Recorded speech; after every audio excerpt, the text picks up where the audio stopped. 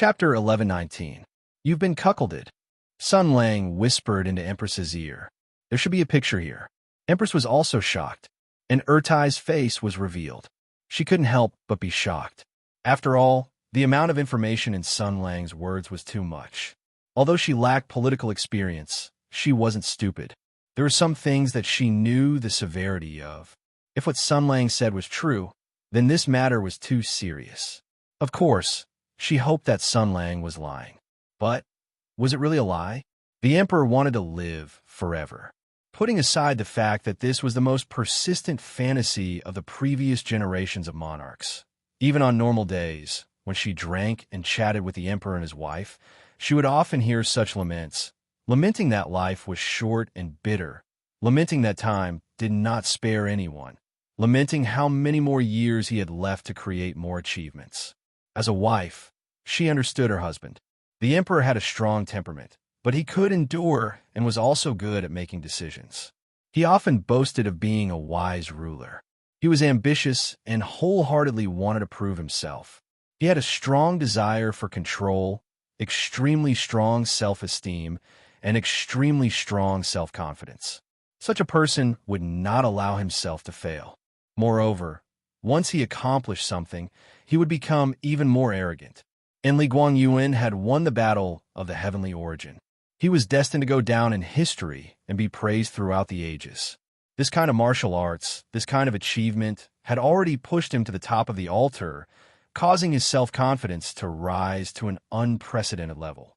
He had even defeated the Sky Demon, who in the secular world was worthy of being his opponent. His only enemy was the illusory heavenly Tao, which limited the lifespan of all living beings to 100 years. He wanted to live longer. He wanted to prevent himself from aging. He wanted to live forever. As long as he could live forever, he would have plenty of time to realize his ambitions and create even greater achievements, so that all living beings in the future would praise his name for thousands of years to come. As long as he lived long enough, all of these could be realized. Therefore, longevity, this was his goal, this was his desire. He was the emperor. He was omnipotent. He had great talent and strategy. He had even defeated the Sky Demon. Therefore, there was nothing in the world that could stop him. If he wanted to live forever, he would definitely live forever. He had to do it. So what should he do? In the past generations of emperors, some of them sought immortality, some of them worshipped Buddha, some of them cultivated, and some of them took good care of their health. As the emperor of a great country, he had many means and wealth. He could mobilize the power of the country to carry out his own plan. In the secret books of the imperial palace and the imperial harem, many of the failed attempts of the previous emperors were recorded. The prayer of Li Hua, the transformation of Rui Jin, the spiritual power of Xian Shui, the secret medicine of Qingmu, and even the secret witchcraft methods that were spread all over the world were all tested by the emperors who were eager to prolong their lives. But the results were not satisfactory. In the end, the army that was tested the most was still the imperial army of Hutu. The imperial army was the foundation of Hutu's power. It gave the warriors with mortal bodies the earth-shattering power. Since it had such magical power, why couldn't it prolong people's lives? With this in mind, the kings invested great enthusiasm and energy, but in the end, they were arranged neatly in the imperial ancestral temple. Most of the previous emperors were outstanding talents. Among them, some of them were talented and bold, and their talents were not inferior to that of the current emperor. However, what they failed to do was accomplished by Li Guangyuan. Sun Lang said, "Do you want to know the reason, Your Highness?" Empress said coldly, "Are you trying to say that it is because His Majesty is more ruthless?" The Sky Demon had not been eliminated, but he dared to set up an ambush to kill Jia Ying in the Wild Mountain. Bai Yue had been a senior official for 3 emperors and was loyal to the emperor.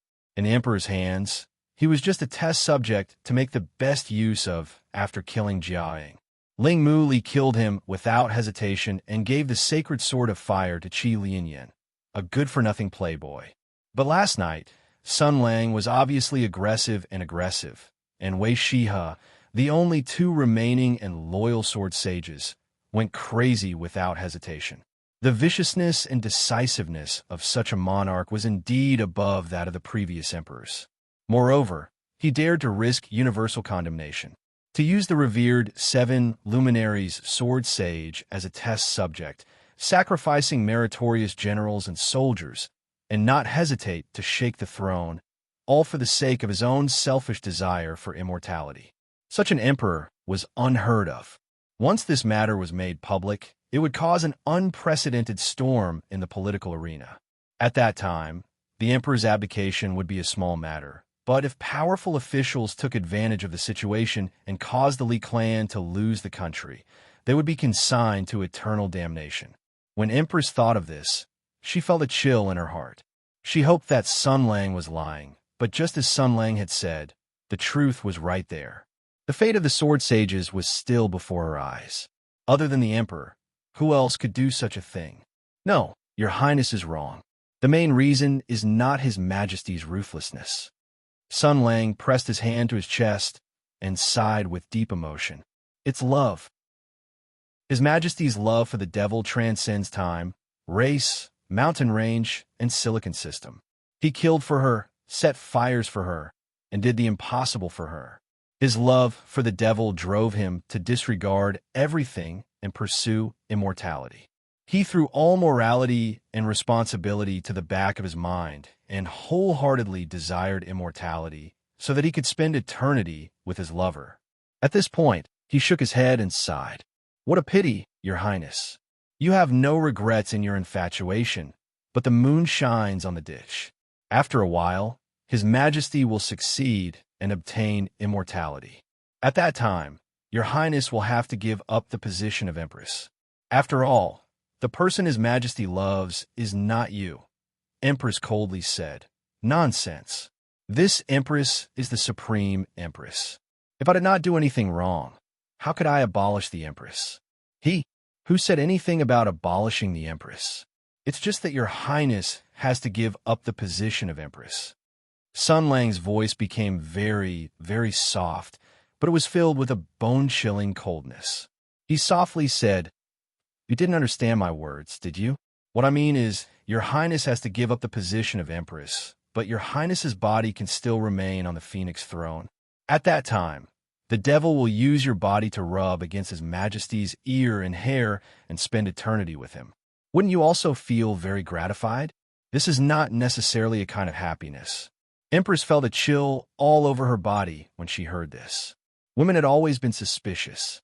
Moreover, Sun Lang's lies had always been very good. He used the method of 9 truths and 1 lie, and that lie was closely tied to a woman's jealousy and sense of danger. It greatly reduced Empress's ability to distinguish between lies. However, Empress also understood Sun Lang's thoughts. The emperor's schemes and plans were still unknown, but there was no need to doubt the motives of the thief in front of her. This avenger from the great desolate mountain wanted to ruthlessly take revenge on the emperor, so everything he said had to be discounted. Why are you telling me this? She coldly said, You want to join hands with this empress? Let me guess. Do you want this empress to leak information for you, or do you want this empress to testify for you? You've already thought of the promises after this. You want to make the emperor suddenly die and let this empress become the empress dowager. This way, the power and status in my hands will not decrease, and my status will still be respected. After all, that good-for-nothing Jiansheng has already become your puppet. No. You're wrong if you think that way. Sun Lang shook his head and smiled. This subject is saying this not because I want to join hands with your highness. Empress raised her eyebrows. Is that so? If you don't want to join hands, then why did you leak this kind of heavenly secret to this empress? This news must be extremely secretive. Once it spreads, Sun Lang made a gesture of invitation. If your highness wants to announce it to the world, this subject is more than willing. That was indeed the case. Empress was startled, and then she gritted her teeth in anger. Even if Sun Lang told her this news, she would have to keep it a secret and not easily leak it to anyone. Not only is your highness unable to announce it, you can't even verify it. At the very least, you can't confront the emperor. Sun Lang said in a low voice. After all, Your Highness is the Emperor's wife. It can be said that you understand your husband like the back of your hand. This kind of topic, this kind of important matter, how could you dare to reveal half a word to the Emperor? Even if he flatly denied it, you wouldn't believe it. Instead, you would be on tenterhooks, guarding against him suddenly killing you to silence you. Empress's heart was once again filled with shock. That was indeed the case. For the sake of immortality, the Emperor murdered a meritorious official, killed a sword saint, and used an elder of the court as a cruel experiment. This had definitely broken the bottom line of a court official and could not be leaked out. If she went to confront the Emperor, even if this matter was true, the Emperor would not admit it. Thus, there was no point in seeking confirmation. Instead, it would cause a rift between husband and wife. And for you, Empress, this is not the only important matter. He looked around and lightly said, "Today, Your Highness moved the Phoenix carriage to visit the home of a great official. All the officials are witnesses, and the palace people are witnesses. Sun Lang and Your Highness dispersed the miscellaneous people and had a secret meeting here. When Your Highness returns to the palace, you will face the Emperor's questioning. He will ask you what you said to me." Sun Lang looked straight at Empress and went straight to the point. "How does Your Highness plan to lie?" The Emperor is naturally suspicious and his thoughts are meticulous. "It's not that I look down on Your Highness, but your little bit of scheming is really not presentable. If you lie, you will definitely be seen through. Of course, Your Highness can also reveal the contents of today's secret meeting. You can choose to be honest and see the Emperor's reply. At the same time, you can also verify my words and see if he'll be honest with you. See how he promises you. Maybe you will remember the old relationship between husband and wife. Maybe you will have immortality in the future and live happily with you. Of course, whether he says it or not, it's up to you to believe it or not." Sun Lang snapped his fingers. "So, Your Highness, do you understand the current situation? This son only used a little trick to force you into a corner. I don't have any other intentions. It's just for fun. You have a grudge against me. You can't rely on your family, and the power you support in the imperial court has long been uprooted. You are so useless. Do you still want to join hands with this son? Are you worthy?" Sun Lang took another step forward. His finger pointed at Empress's shoulder, his face full of disdain.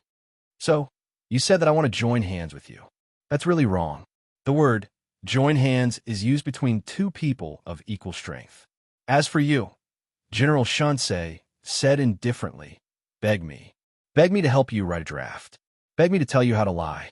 Beg me to tell you how to report to the Emperor after returning to the palace." Hearing this, Empress immediately quivered. A sense of humiliation and self-esteem rose up, suppressing the confusion and panic. She was the dignified mother of the nation. How could she lower her head and beg an audacious traitor? She said sternly, "Sun Lang, you're dreaming. Even if this consort dies, this consort will not lower her head to you." Sun Lang said calmly, "Then what do you plan to do?" Empress said fiercely, "You traitor, you have bad intentions. You want to ruin His Majesty's country. His Majesty and I are husband and wife. If I don't trust my husband, should I trust an outsider like you? If you think you can play with me, then you are gravely mistaken. This consort," Sun Lang impatiently interrupted her. "Since Empress thinks that she can solve the problem, then this minister is relieved." He smiled and said, "Since this is the case, then this minister will go to the palace now and have a chat with His Majesty. I will tell him something. Tell him that you know. After all, you are husband and wife. After all, you two are innocent. Husband and wife are a family. Properly talking to each other is good for the cultivation of family feelings. So, consort, are you ready? From now on, in the deep palace, no matter day or night, you will be watched and watched by the same pair of emotionless cold eyes." Empress's breath stagnated. Sun Lang's speaking skill was very good. From his slightly cold and deep tone, the Empress seemed to have already seen that scene. Her husband, the ruler of Empress Earth, was looking at her with a complicated and deep gaze. Looking at her, Empress couldn't help screaming, "You devil!" That's right. To the people of the Leaf family, I'm very happy to be this evil spirit. I'll let you taste pain and despair. Sun Lang said gloomily, now beg me. Chapter 11:20. Empress was in an enormous predicament. The one who had set his sights on her was a cruel predator. The other was cruel and decisive, and he was patiently crushing her will to resist bit by bit. And each word struck at her heart. Empress, you know that my martial arts are very high and my spiritual sense is very sharp. Even though you are doing your best to suppress your emotions, in my eyes, everything is as clear as fire. I can hear that your breathing has more than doubled. I can also hear the sound of your slightly trembling body rubbing against the fabric of your clothes. Your heartbeat has increased. Your blood flow has also increased. But I can hear the sound of your hairs standing on end. You feel cold. Why? Sun Lang circled around Empress. He whispered in her ear. You are afraid. Of course you are afraid. So don't you feel sad? A woman is afraid of her husband, not even daring to be honest with him, not daring to tell him the truth, saying that husband and wife love each other deeply. You're just like those ministers. As long as I give you a hint, your imaginations will fill in everything. Because you also understand this emperor, just as they understand their sovereign. You also understand your husband. You are sure that he is cold, cruel, heartless, and malicious. You know that he will do this and that terrible thing, that for his own selfish desires, he can wantonly trample on the lives of others. Sun Lang stretched out a hand to lift Empress's chin. Of course. His expression was cold and stern. That includes yours. Empress's body trembled. She stubbornly raised her head, wanting to defend her dignity as empress in front of the powerful ministers. But the tears that contained too many emotions rolled in her eyes, betraying her fear and hesitation. It's too sad, too pitiful, isn't it? Sun Lang smiled and said, You are not believed by your husband, treated as a sacrifice by your husband, and still have your own wishful dreams. When the veil is pulled away, how good are you? You also do not believe in your husband. You also do not dare to believe, because you know in your heart that he is not worthy of your trust. As a woman, is there anything more sorrowful than this? Empress, although I'm a man, I feel that it is not worth it for you. His tone sounded very sincere. He almost added, Your Highness, you deserve a better life. Empress looked at him and gritted her teeth, feeling an intense sense of panic and fear. Vaguely, she saw Sun Lang's fangs biting her into pieces. Her voice trembled as she asked, What are you trying to do? Sun Lang smiled. Revenge. His voice was soft but firm. Before I take my revenge, I have to make Li Guangyuan betray his friends and family. I have to make all his plans come to nothing. For this, I have to cut off his branches and instigate the people he can trust. I have to make him a loner and make him a mere figurehead. This is what I am doing. As for you, Empress, you only have two paths to take. Either you stand over here, or you stay at the Emperor's side and wait for me to crush you to pieces. He stared at her and indifferently said, I don't even need to personally make a move to make you live in fear and doubt until you are driven mad. Do you believe me? Without waiting for Empress to reply, he took a step back and said to the eunuchs in the distance, Come, the Empress is tired. Send her back to the palace. Back to the palace. The imperial palace was Empress's home, the manifestation of imperial power and majesty, the center of the country. There, Empress was the indisputable mistress. She had the power to decide life and death, and everyone obeyed her loyalty. It could be said that the imperial palace was her confidence, her fortress, giving her limitless strength and courage. But now, hearing Sun Lang's words, the woman's heart was filled with fear. Because the imperial palace did not belong to her alone. There was another master in the imperial palace. The suspicious emperor, the sinister emperor, the scheming emperor, the ambitious emperor, the callous emperor. He was high above, half of his body hidden in the shadows. Everyone had to kneel to him, so they could not see the darkness hidden under the sunlight. And it was in this darkness that the emperor carried out his plan. Then, once the emperor discovered that his empress knew of his unspeakable plan, then what would happen? The surrounding palace servants did not understand, but they also moved their feet and walked over. But in Empress's eyes, these people were like soldiers escorting a prisoner on death row, taking her to the Meridian Gate. She turned her head and saw Sun Lang's callous and gloomy eyes. She did not doubt what Sun Lang would do next, and the previous crushing defeats had already planted the seed of fear in the Emperor's heart. Sun Lang, Shinsei general, a traitor, arrogant and domineering, treating imperial power as nothing. He had come here only for revenge, and he had unwaveringly carried out his plan. He dared to gather troops to attack the Copper Sparrow Pavilion, dared to act in front of the Imperial Ancestral Temple, dared to roar at the Imperial Court, dared to accuse the sovereign. He had done all these disgraceful things. How could such a person not dare to harm Empress, who had no real power? It could be imagined that if she returned to the palace like this, she would definitely face Sun Lang's merciless attack, just like he had threatened. Empress's cheeks paled. Facing the bowing eunuchs, she sharply said, "Stop." The eunuchs were shocked, but out of respect and obedience to imperial power, they still stopped and humbly lowered their heads, waiting for their master's orders. "Ah," Sun Lang lightly said, Empress, this is not good. Your behavior just now was too abnormal. This group of eunuchs will definitely report this to the Emperor. What should we do when the time comes? You also know that he is not unconscious, right? He is only acting. Ling Muley is one of his people. How could he assassinate the Emperor? Empress gritted her teeth and said, "Help me." Sun Lang carelessly said, "What are you saying, Empress?" "The wind is too strong. I can't hear clearly." Empress clenched her fists as if she wanted to skin Sun Lang alive. She hissed, "I beg you, help me." Sun Lang stared at her for a long time. Then he revealed a smile. "Empress, I can't see through your heart. I don't know what you're thinking right now. Perhaps you want to feign civility, or perhaps you want to temporarily deal with this obstacle. You definitely hate me, but you're still not convinced. You're like an extremely hot-tempered horse that refuses to submit and harbors enmity. As for me, I don't have time to tame you. It is too much of a waste of time. I will ride on you, run for a while, bump a few times, whip you, make you feel pain, make you feel fear, and make you helpless.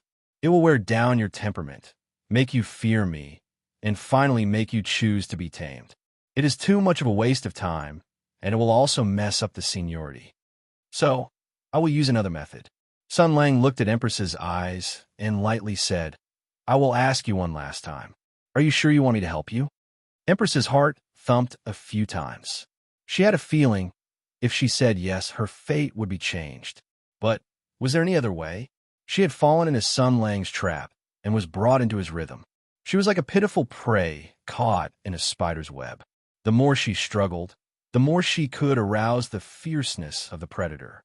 Empress sighed. "Do I have any other choice?" "Obviously, I won't give you any other choice," Sun Lang said. After that, he surveyed his surroundings, looking at the garden, the artificial mountains, and the lake. He allowed a sigh. "I hope this is the last time." Empress was stunned. "What did you say?" Sun Lang smiled at her. Then, the sword light burst out. The dazzling sword light suddenly rushed out from the surrounding ground. The sword light was illusory, and the sun was dim. Empress cried out involuntarily, "Hutu!" Before he could finish his words, the several old eunuchs waiting around were torn to shreds by the sword light before they could even make a sound. Sun Lang waved his hand, and the large pieces of flesh and blood flew through the air and rearranged themselves on the ground. Then he stretched out his palm, and the sword chi of Mars surged out. The fire and the earth clashed in the air, and the lake water roared. The sky was filled with violent explosions, and a huge sound wave was created. Empress, I know you're very confused right now," Sun Lang said, to sum up the current situation in one sentence. That is, you were attacked by an assassin. These loyal eunuchs sacrificed their lives to save you, and you were safe and sound under my protection, but you were greatly frightened. Can you understand such a plot? Chapter 11:21. Although this noble woman who lived in the depths of the palace had seen countless schemes and had even experienced many open and secret struggles, in terms of ruthlessness and decisiveness in killing, how could she be a match for a veteran general on the battlefield? Sun Lang had never left any leeway when he attacked. He never left any leeway for his target. Empress's elegant and dignified face instantly lost all color. She involuntarily cried out, "The Hota divine sword has always been in the Forbidden Palace. How could you?" "Could it be?" Sun Lang calmly said. "Before the great desolate mountain, I was the Hota divine sword." "Empress, do you want to say it?" "Say it." How could she dare to say it? It was not until now that the Empress was shocked to discover that this political struggle, with far-reaching implications and incomparably complicated details, had far exceeded her imagination. There were too many secrets, too many inside stories, and too many unbelievable details. As for saying it, if she said it, the credibility of the imperial family would instantly be ruined. The story of the sword saint of the state dissolving the army in the Forbidden Palace and saving the monarch would be exposed. How could she dare to say it? The emperor's position is not upright, and he fabricates lies to deceive the world. He thinks he can control the situation, but a lie is still a lie. A lie needs many lies to complete it. The more lies there are, the more flaws there are. In the end, what he has built is nothing more than a fragile pavilion in the air. With a gentle push, it will collapse. Sun Lang looked at her and calmly said, "Empress, do you understand?" Empress was not stupid, not at all. Almost instantly, she understood the situation she was in. She also understood why Sun Lang had just confirmed it for the last time, why he said he would not give her any other choice. When he attacked, he really would not leave any leeway. He killed those eunuchs, claimed that someone had tried to assassinate Empress, and activated the power of the earth, one ring after another. Moreover, he had destroyed all of Empress's chances and paths of retreat. Hearing the commotion, the important ministers and generals who had not yet left Shinto province quickly rushed over, followed by Empress's guards who were waiting outside. Everyone hurriedly rushed over and saw the chaotic scene. Large chunks of flesh and blood were scattered all over the place. The willow pond had already been turned into a mess by the radiance of the clash between the sacred swords. The pavilion at the center of the lake had already been completely destroyed. Sun Lang held the sacred sword in his hand as he protected the terrified Empress. He gave off the feeling of a loyal protector. "What's going on?" Tian Zai and the others hurriedly rushed forward. The imperial palace guards who were responsible for protecting Empress even scrambled over. They didn't care about the blood and mess on the ground and directly knelt on the ground. "We will die 10,000 deaths." Sun Lang said indifferently, "It's not their fault. After all, the enemy is too cunning." "Isn't that right, Your Highness?" Empress only glanced at Sun Lang. Her face was still pale, as if she had yet to recover from the shock. "It seems that Your Highness has suffered some shock and needs to rest." General Shunsei said, "It just so happens that I have already cleaned up the house. Your Highness should rest here for a while and calm down." The head of the Imperial Palace Guards responsible for protecting Empress was scared half to death. Regardless of whether or not there had been an assassination attempt, he couldn't absolve himself from the blame. If there were any more unforeseen events, even the execution of 9 generations of his family would be a light punishment. Thus, he immediately said, "I am risking my life to advise Your Highness that you have encountered an assassination attempt here. You should quickly return to the palace to avoid any more incidents." Sun Lang narrowed his eyes. "The assassin has already been defeated by me. Although his martial arts are impressive, he is no match for me. With my sword here, Shinto province is the safest place in the world. You ask Your Highness to return to the palace. If you're intercepted on the way back, what will you do?" After saying this, he glanced at Empress.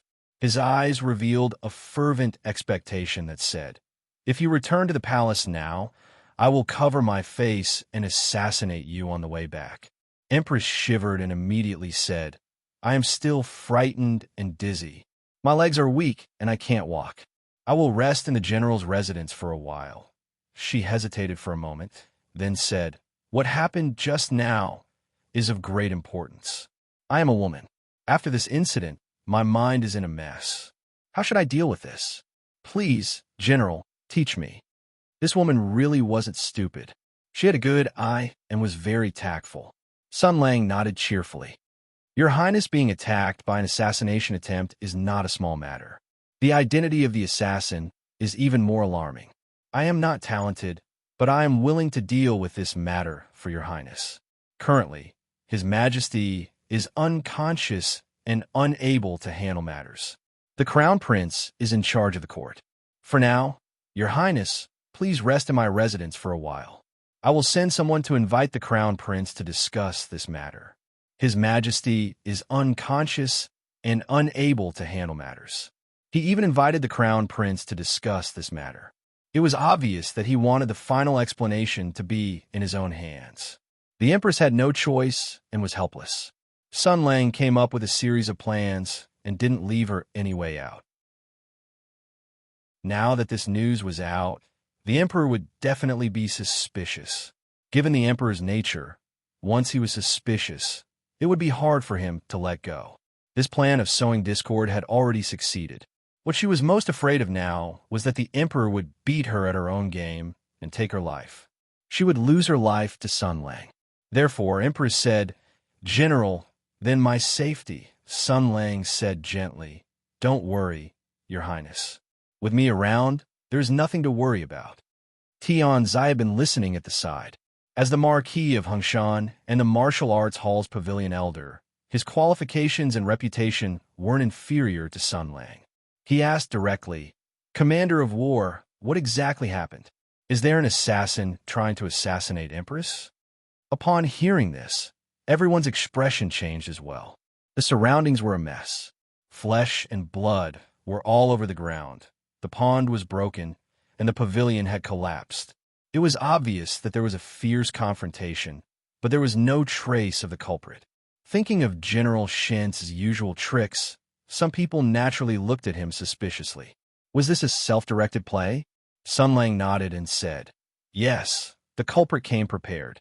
When he attacked, the wind and thunder surged. If I wasn't stronger, Empress would probably have lost her life here. Aya, this culprit is really cunning. He actually dared to assassinate Empress in my house and put the blame on me. This is intolerable." Empress had a strange expression.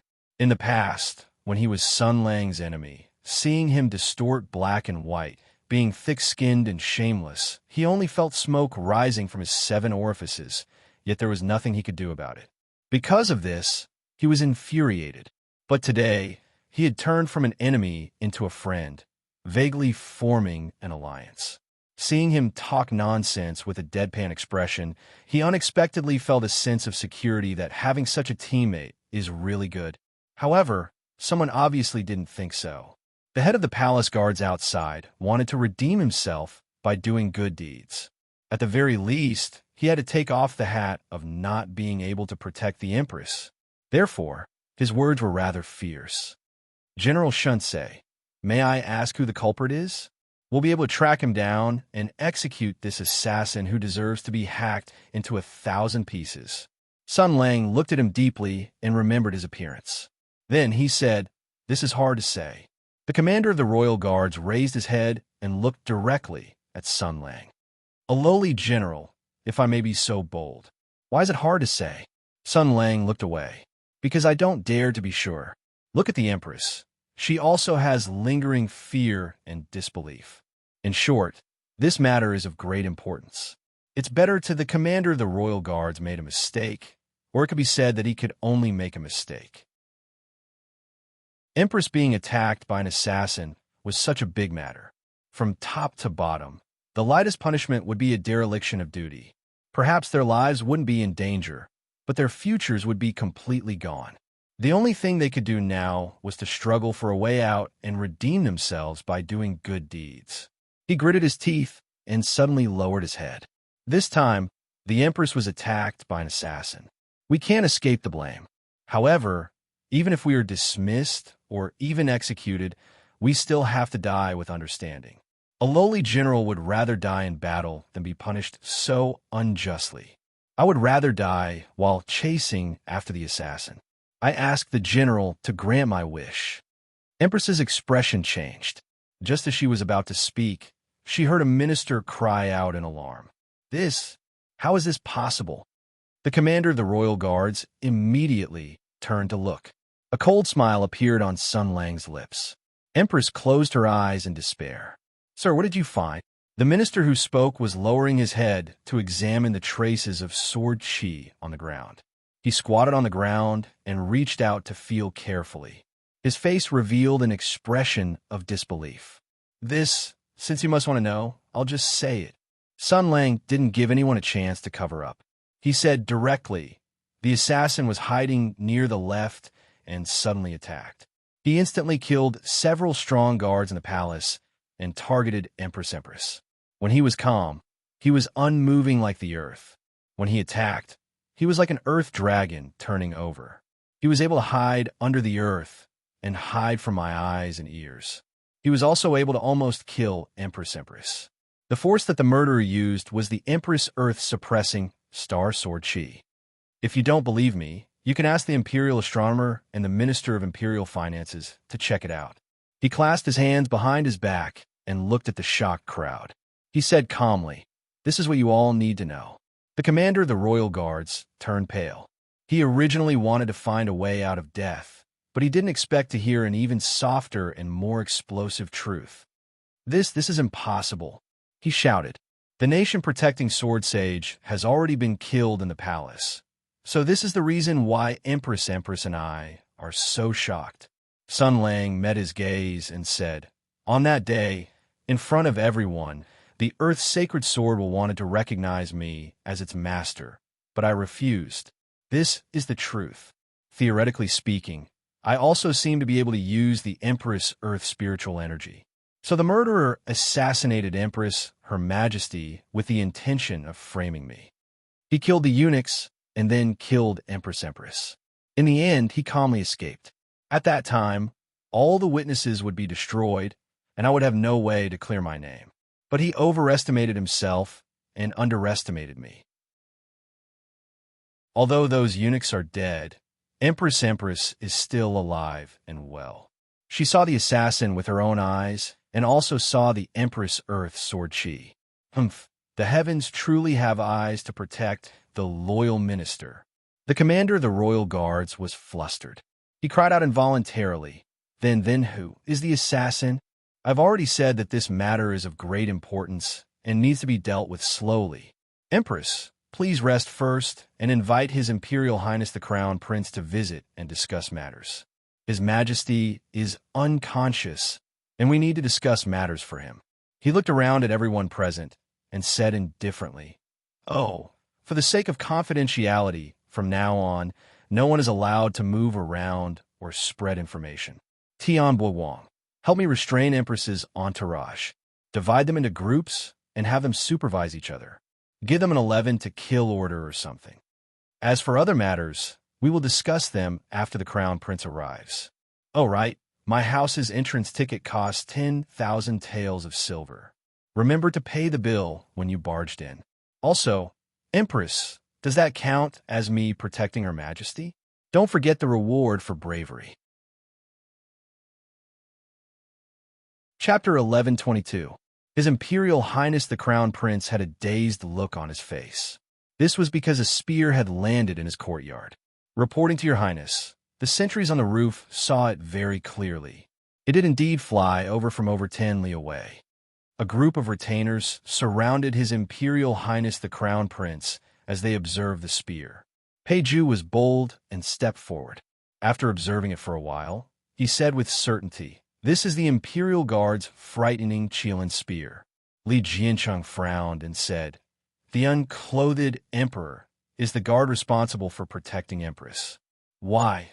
A smile appeared on Peiju's face. "Today, Empress secretly summoned all of the officials into the palace to discuss the changes in the sun. Only Your Highness was not invited. This official heard that the Crown Prince's imperial tutor claimed to be ill and could not come out. Thus, Empress led all of the officials to the Shunsei General's manor. On the surface, it was a visit, but in reality, it was a coercion. When Empress left the palace, the unclothed emperor would definitely accompany her. Now, a spear fell from the sky. Li Jiansheng heard this and fell in a deep thought. He then excitedly said, "Sun Lang killed Empress." A series of violent coughs followed. The Crown Prince's aides all had strange expressions on their faces. The strategists exchanged glances. It was over. Sun Lang had only been the Crown Prince's imperial tutor for a few days, yet he had already influenced His Imperial Highness the Crown Prince to such an extent.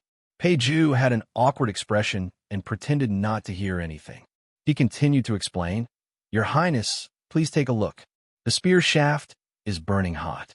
It was caused by friction at high speed. The sentries did not see it clearly either. This means that the spear was thrown from a great distance and accurately landed in the courtyard. There are not many people in the capital who have this sort of ability, and there's only one person in the world who would use this sort of method." He flicked the shaft of the spear and heard a sound in the air. A smile appeared on his face. Not long after, he pulled out a piece of cloth and said with a smile, "As expected." He then handed the cloth to His Imperial Highness the Crown Prince. Li Jiansheng hurriedly opened it and took a closer look. There was a row of big words written on it. "Come here. I've settled your mother. I got you, Mom. Take care of your mom." It was done. Here we go. His Imperial Highness the Crown Prince's body trembled, and a scene immediately appeared in his mind. The dignified and noble Her Highness Empress's snow-white body was weakly supporting herself against the foot of the bed. 2 lines of tears hung from her delicate, elegant, and beautiful face. She was desperately covering her mouth as she let out a suppressed cry. Behind her, the young and strong General Shunsei was desperately charging forward with satisfaction and ferocity. It was done. Oh my God! He let out a silent cry in his heart. "Father, Emperor." After that, he continued reading. "Remember to bring some gifts to congratulate me. Mother asterisk her. Legally speaking, I have to call Her Highness Empress Mother Empress. You've already taken care of her, and I still have to give you a gift? What kind of game was this? You're a virgin from Jinling, yet you're asking your cheap son for a red packet?"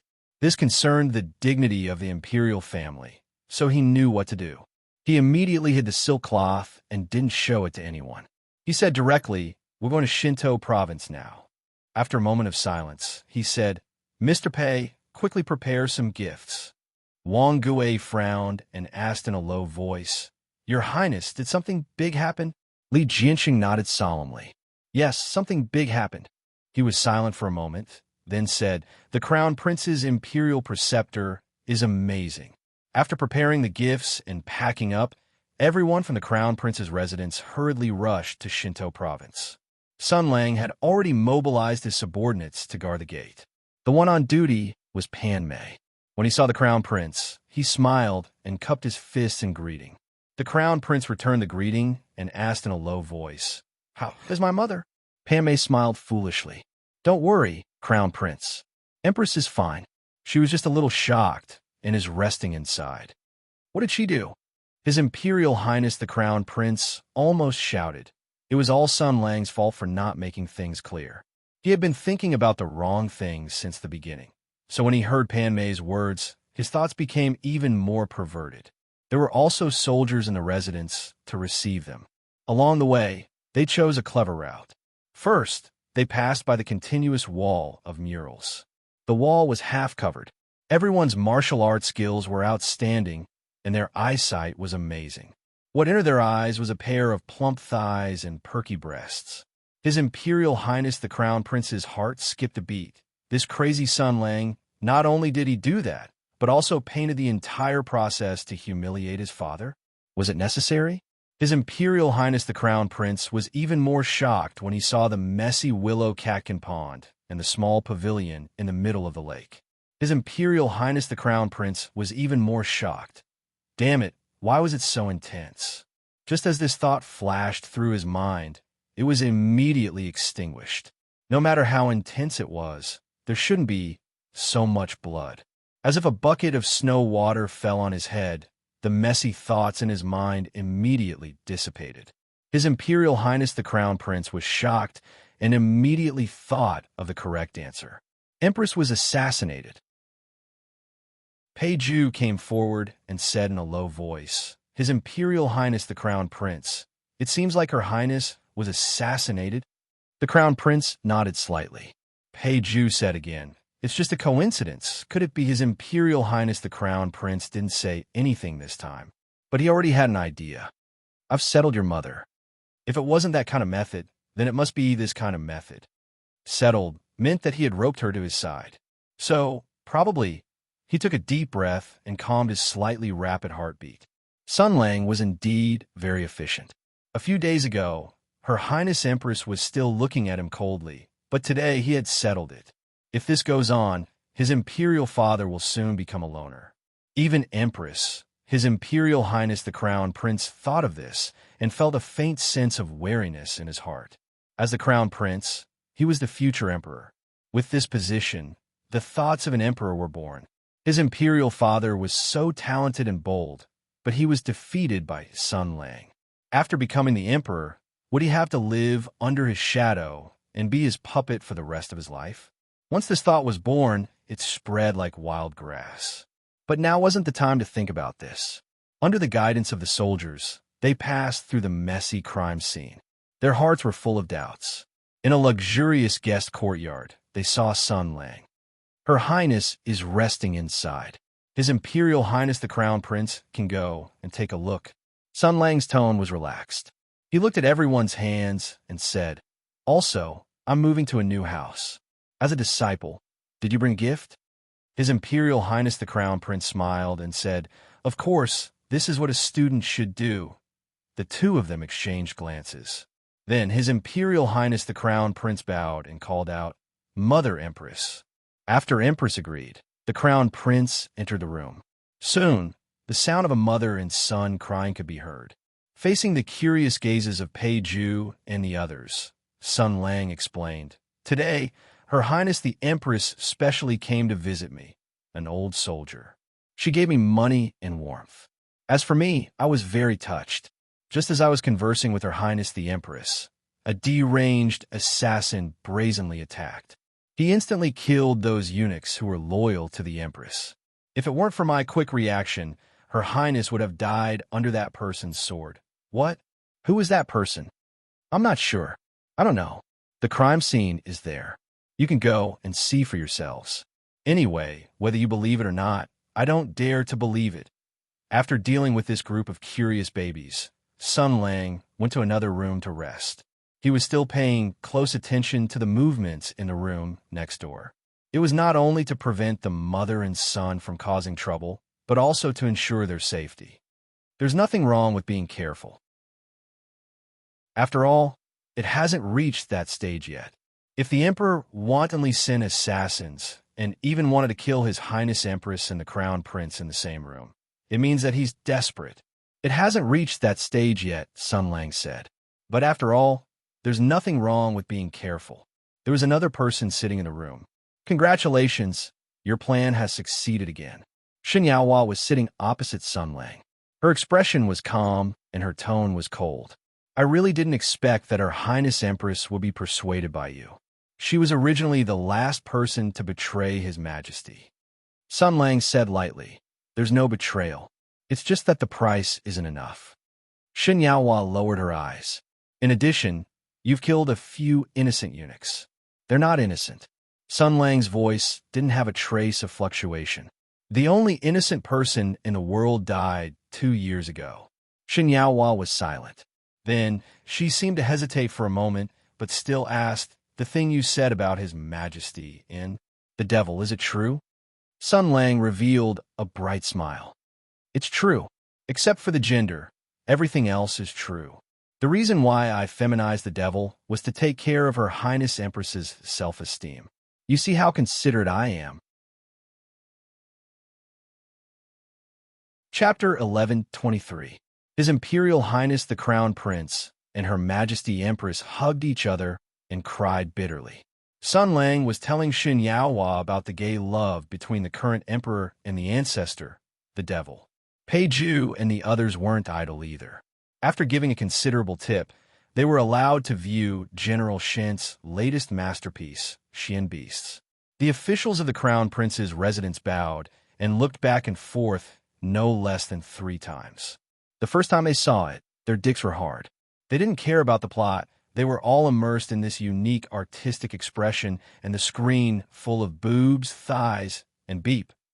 At this time, they were like impatient otakus who were looking for materials to cast spells and suddenly found a beautifully drawn book and couldn't wait to start masturbating. When they saw the perky boobs and beautiful faces, they couldn't control themselves.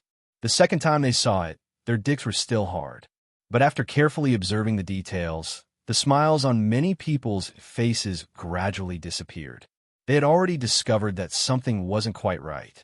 At this time, they were like people who wanted to review the book again after masturbating, but suddenly found that the author of the book seemed to be a famous painter. Thus, they fell into deep thought. The third time they saw it, their dicks had already softened because they discovered the cruel truth. It was like seeing a mosaic meat gun under the gorgeous face and hot body in the book. The otakus who got hit let out a blood-curdling scream.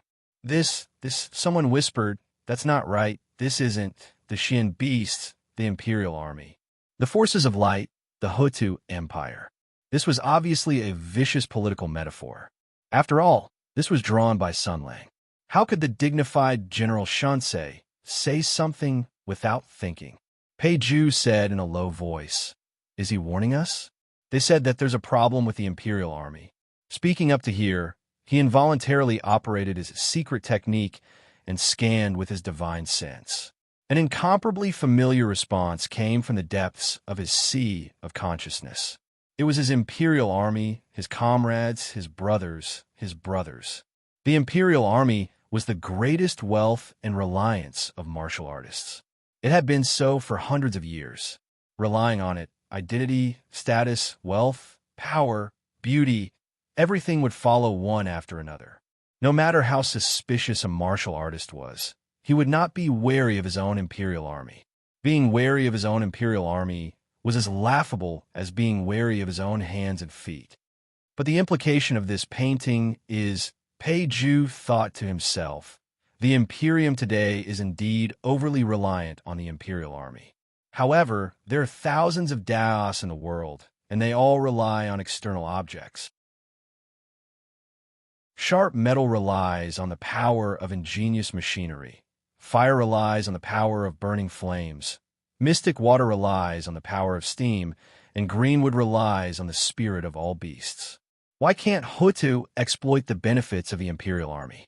The mystical beasts in the painting are living creatures, and the Imperial Army is nothing but a sentient instrument. What's the problem? But Sun Lang is a dragon among men. He has the secrets of the Great Bear Mountain. He disappeared from the battlefield and returned 2 years ago. He came to the capital to seek revenge and fight against the imperial power. Recently, strange things have happened in the imperial court.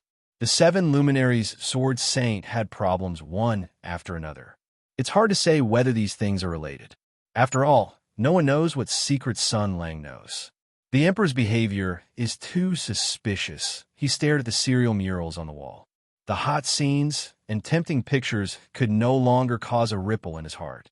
Mr. Pei stared at the red cherries on the cheese mountain and fell into deep thought. He came to a conclusion. This painting can reflect Sun Lang's attitude, or rather, it contains what he wants to express. He thinks the Imperial Army is very dangerous, and he uses the plot in the painting to express that the danger of the Imperial Army is right before us. No one will believe his words.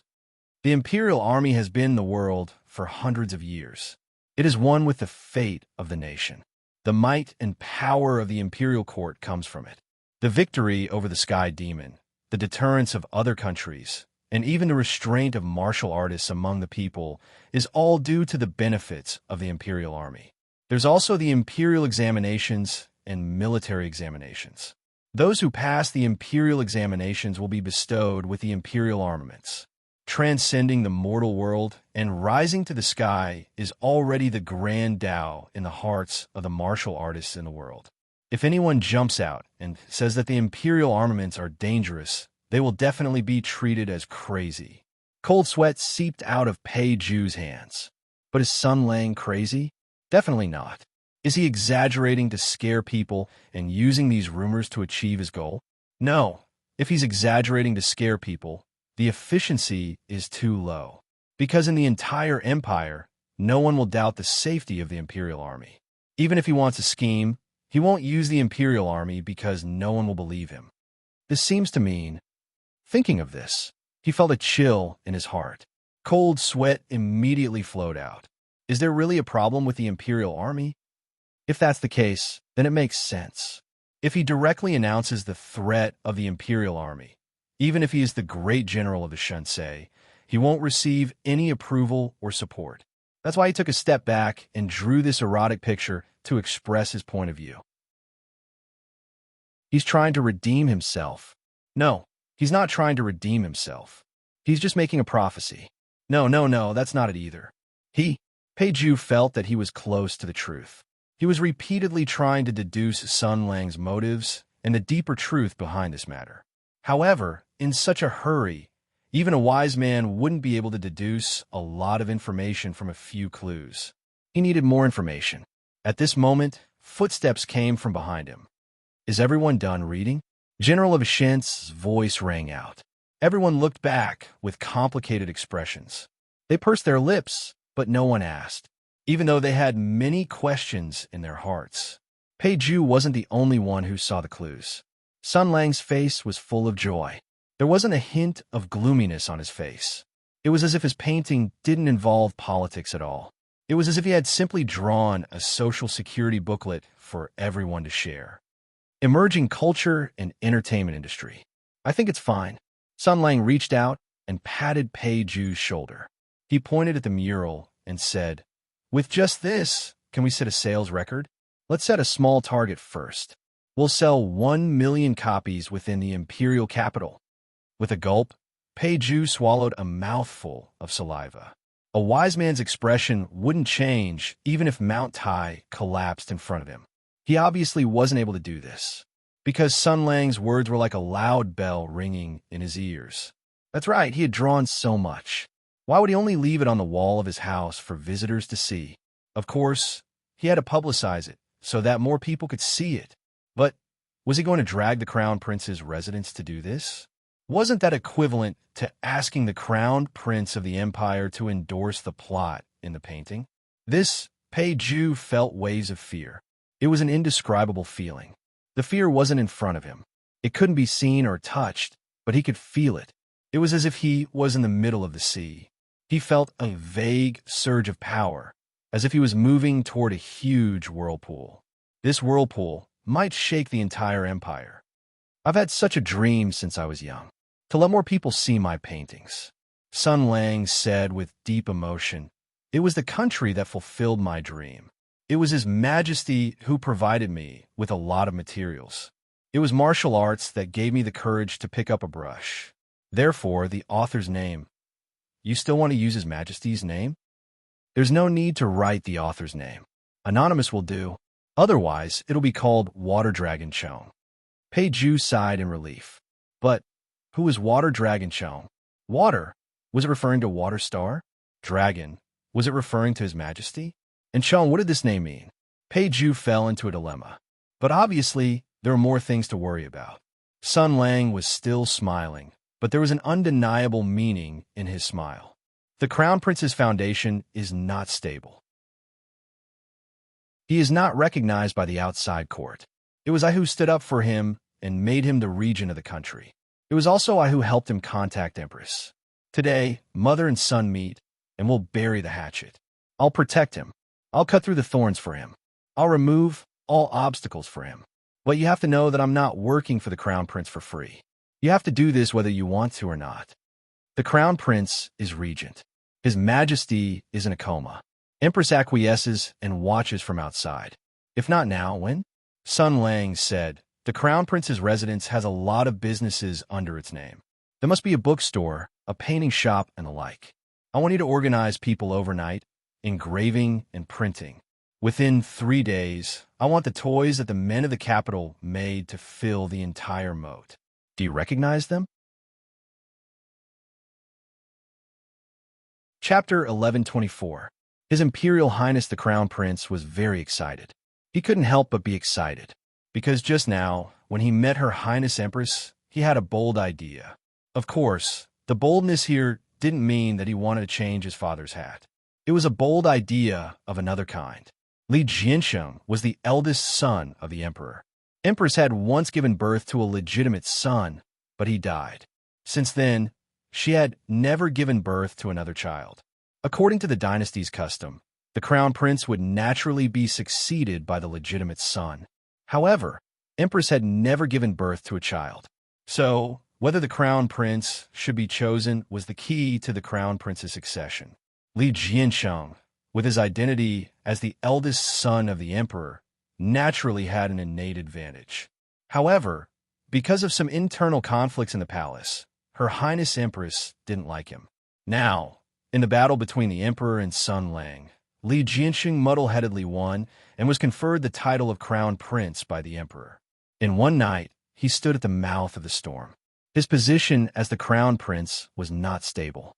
Outside the court and inside the palace were not happy. He was able to stand firm because of Sun Lang's fierce and precise maneuvering. In this way, although His Imperial Highness the Crown Prince had consolidated his position, he was also forced to be firmly in the same camp as Sun Lang. In other words, he hated whoever the general hated, and he liked whoever the general liked. The entire court knew that Prince Chengcheng had sided with General Shinsei, and he could only do so. What was more sad was that the Shinsei General Sun Lang hated evil. The people he hated included the current emperor, Her Highness Empress, the royalist faction, the 7 luminary sword saint, and so on. Moreover, he hated them to the core. And the people he liked were usually a group of people who shared the same rotten taste as him. Empress of the current court was the vanguard of the rebellion against Sun Lang. Especially when His Majesty was recuperating, Her Highness Empress represented the interests of the imperial family and entered the court to charge and break through the enemy lines. She listened to politics from behind the curtain. She was ambitious. It was said that she had recently contacted the relatives of the imperial family, such as the crown princes who had failed in the battle for the crown prince, and the princes of the collateral branches. She planned to gather the strength of the imperial family to fight against the aggressive Sun Lang. She was even prepared to write an edict or something. Over the past few days, His Highness the Crown Prince had been secretly dealt with by Empress. This was very annoying. Moreover, this woman had used the means that she usually used to control the 6 palaces to stabilize the situation. At least, she managed the entire imperial city like a bucket. This greatly slowed down the progress of His Highness the Crown Prince's infiltration into the imperial palace. This caused a lot of trouble for Li Jiansheng. Therefore, when Pei Ju asked him to guess what had happened, his eyes lit up. The first thing that came to his mind was that Sun Lang had killed Empress. What a good result. This bitch had died, and Sun Lang had become a traitor because he had assassinated Empress. If he was a better man, he would have killed His Majesty as well, or His Majesty would have been angered to death by him. This result was simply too good. In short, Her Highness Empress had always been a big problem for Li Jiansheng. But now, this woman had appeared in Shinto province, in the guest room of Sun Lang's house. Her eyes were red and tears were flowing. This was not an act, but real sadness and helplessness. When she knelt in front of her, hugged her legs, and cried, Li Jiansheng could also feel the other parties trembling in fear. There was no strong resistance, no cold stare. There was only a helpless woman. At this time, he finally understood how appropriate Sun Lang's words of, "I have taken care of your mother," were. It was really taken care of. He had smashed her high and mighty mask, smashed her strength and arrogance, and turned Empress, the mother of the empire, into a woman of incomparable fear. Wealth, status, and power could no longer protect her. How'd he do it? However, compared to this question, His Imperial Highness the Crown Prince was more concerned about another matter. This matter made him very excited. Her Highness Empress, for the time being, had surrendered and admitted defeat. She had been taken care of. This meant that the current emperor's legal wife, the mother of the empire, the honorable Empress, had abandoned her husband and stood on the side of the crown prince. At this thought, Li Jianqing's mouth became dry. Previously, the nation's sword saint, Bing Jie, had used his own life as the price to heal the emperor's sword scar. Although the emperor had awakened, he had not fully recovered and was still in a coma. The internal affairs of the imperial palace were now controlled by Empress. In other words, thinking of this, His Imperial Highness the Crown Prince's body and soul trembled together. A good opportunity. A good opportunity. In the face of the greatest temptation in the world, even the most shrewd and wise person would lose their mind. Moreover, Li Jianqing was not good at shrewdness and strategy. He could no longer hold himself back.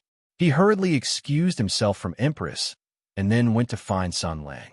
As soon as he went out, he heard someone shout, "Is it done?" The Crown Prince looked up blankly. It was Sun Lang. He subconsciously asked in confusion, "Ah?" Sun Lang came over and mysteriously gave him a thumbs up. His other hand skillfully wrapped around the Crown Prince's shoulder and said in a low voice, "How is it?" "Your stepmother, who usually doesn't treat you well and is always against you, was forced to take off her strong and arrogant mask in front of you and reveal the weakness of a woman. Moreover, she was dripping hot liquid, her body unconsciously trembling and spasming, and some parts of her body were flushed with blood and turned red. This feeling, His Imperial Highness the Crown Prince's face immediately darkened. Even if Empress was not his birth mother, he was not willing to listen to Sun Lang's dirty talk. However, he did not dare to directly scold Sun Lang for being too dirty. He could only say in a low voice, "Teacher, please be more dignified." Sun Lang chuckled. "Do you dare say that you didn't have any dirty thoughts after reading my letter? You really did it on purpose." Li Jiansheng complained in his heart. He hesitated for a moment, considering his bold idea and the fact that he still needed to rely on this person. He still carried forward the psychological quality of a person in a high position. He pinched his nose and started to talk dirty with Sun Lang. His Imperial Highness the Crown Prince lowered his voice and said, "To be honest, this student really did think that way at first. After all, teacher and my father have a grudge. It's not bad to use this as a way to vent the resentment in your heart. Every injustice has its perpetrator. Every debt has its debtor. If you have a grudge against this person, then you would go and humiliate his wife." Sun Lang's expression was solemn. He gave His Imperial Highness the Crown Prince a thumbs up and smiled proudly. "A real man has a better choice." Just as I expected, Jinling's virgin is all talk and no action. His Imperial Highness the Crown Prince couldn't figure out what kind of shocking idea Sun Lang had in his mind. He joked with Sun Lang a few times and then thought of his bold idea. For a moment, he couldn't care about anything else. "Teacher, this student has something important to report." Well, he even said the word report. His Imperial Highness the Crown Prince suppressed his voice and said with a sincere expression, "Teacher's methods are amazing. You easily resolved the conflict between me and my mother and taught us to bury the hatchet. You are really benevolent and your methods are excellent. This student can't thank you enough. Now that the knot in my mother's heart has been untied and she sees me as her son, the misunderstanding between us and Empress no longer exists. Thus, there is a once-in-a-lifetime opportunity right now." Sun Lang blinked his eyes. "What opportunity?" The Crown Prince forced a smile. "Teacher, you don't have to play dumb. Since Empress is on our side." He hesitated for a moment, but then he felt that there was nothing to hesitate about. Him forming an alliance with Sun Lang was already an unfilial act. Since it was like this, he might as well make it bigger.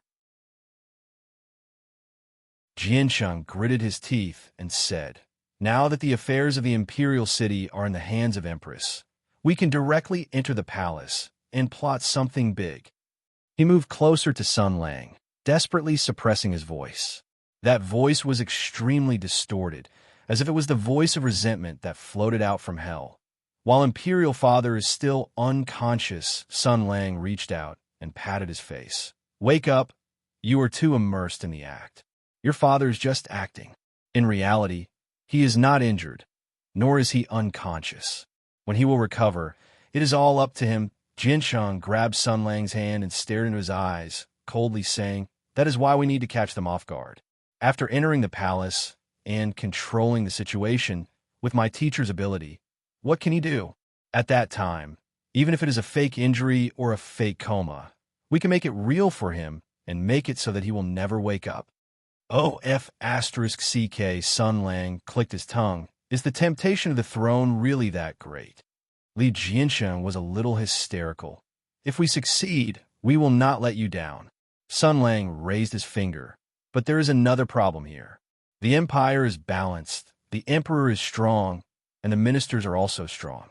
Even if we can control the situation and ascend to the throne at the fastest speed, what if the ministers are not satisfied? After all, there are still a few princes and Empress Tensei. Li Jiansheng calmed down a little.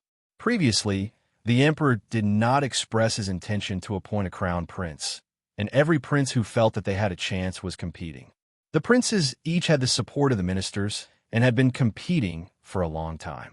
The one who brought the greatest pressure and shadow to the brothers was undoubtedly the general of Tensei, who had outstanding military achievements. At the mention of his sister, His Imperial Highness the Crown Prince calmed down. He looked at Sun Lang with a blank expression. Silly, silly. He said to Li Jiansheng, I will give you a clear path. Let Empress secretly summon the relatives of the emperor to the palace tonight, saying that there is an important matter for the country. When they come to the Xuanwu Gate, you take the ambush and kill them. Regardless of whether they're your sister, uncle, brother, or uncle, shoot them all to death. Then, announce to the public that they are plotting against the emperor, and you have bravely stopped them. Then, you enter the palace, lick your father's head and cry. Your father will be frightened and immediately pass the throne to you, and you will be the retired emperor. Then, you'll have to kill all your relatives first, and then ascend to the throne with blood on your hands. This will be able to scare people. In this way, the threat will be much smaller. Sun Lang showed a Sidhu smile, spread his hands, and shook his head. Killing two birds with one stone. Isn't it wonderful? Chapter 1125. Wang Gui was on the left, and Pei Zhu was on the right. They were His Imperial Highness the Crown Prince's two great advisors. Even though they bickered with Jiansheng all day long, His Imperial Highness the Crown Prince still trusted them. He saw them as his right-hand men and his most important advisors. He would consult their opinions on everything. At this moment, the two wise men had subtle expressions on their faces. Sun Lang said that. Li Jiansheng nodded his head like a chicken pecking at rice. Yes, word for word. Pei Zhu looked a little pained. His Highness agreed? Of course not. Li Jiansheng immediately said emotionally, slaughtering my own brothers and killing members of the imperial family. If I did such a thing, I would definitely lose the support of the people. How would I be able to sit on the throne? Sun Lang is obviously up to no good. He said angrily. This must be Sun Lang's excuse. He doesn't agree with my suggestion, so he asked me back. I can't deal with it. It was very simple. Li Jiansheng's suggestion was to use Empress's power to enter the palace and seize the emperor as quickly as possible. He would then get rid of all opposition, complete the abdication, and smoothly succeed the throne. His words were vague, but he did not hesitate to make promises. He said that he would not betray his teacher, but in reality, he still wanted Sun Lang to charge into the palace, deal with the emperor, suppress the opposition, and even continue to fight with the important officials in the court. Who else but the Crown Prince's Grand Tutor could do these important tasks? This was called scheming, this was called imperial politics. Li Jiansheng's calculations were very precise. However, Sun Lang was clearly not to be trifled with. He immediately raised a point of view. Your plan has flaws. The imperial family may not accept you, and they will definitely question your origin of the throne. In order to perfectly solve this problem, we need to deal with the group of people who may raise problems in the future. This is simple. Ask Empress to lure them into the palace, and the Xuanwu Gate will shoot arrows and send them to see the previous emperor. This was equivalent to putting Li Jiansheng on the front stage. You want to hide behind me and watch me charge into the enemy's ranks and reap the benefits? In your dreams. Come take the blame with me and loudly tell the world that you are actually very brave. You are not the younger brother who only knows how to hide behind a Shinsei general and cheer him on. This kind of disagreement was actually very normal.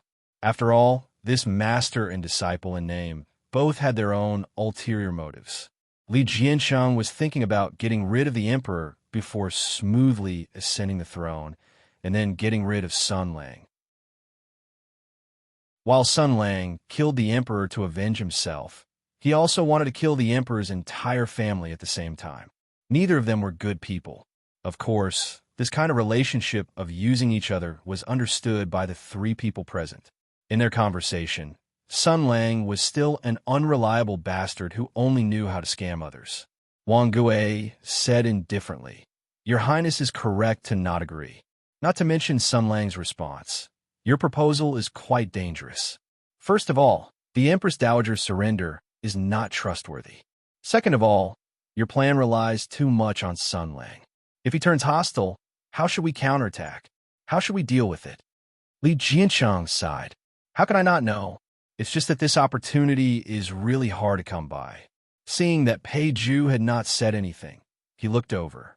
According to past experience, once Sir Wang said something, Sir Pei would definitely take the opposite view, unless he was speaking ill of the Crown Prince. Then, what would Sir Pei think this time? Meeting Li Jiansheng's gaze, Pei Zhu hesitated for a moment, then slowly said, "I think that Sun Lang might be serious. His proposal might work." Wang Gui raised his eyebrows. "It might work? Entering the palace without permission and forcing the emperor to abdicate is already a shocking act of rebellion. It's taking the risk to gain riches and fortune. He even wants to trick the imperial family to come to the Xuanwu Gate and shoot them to death.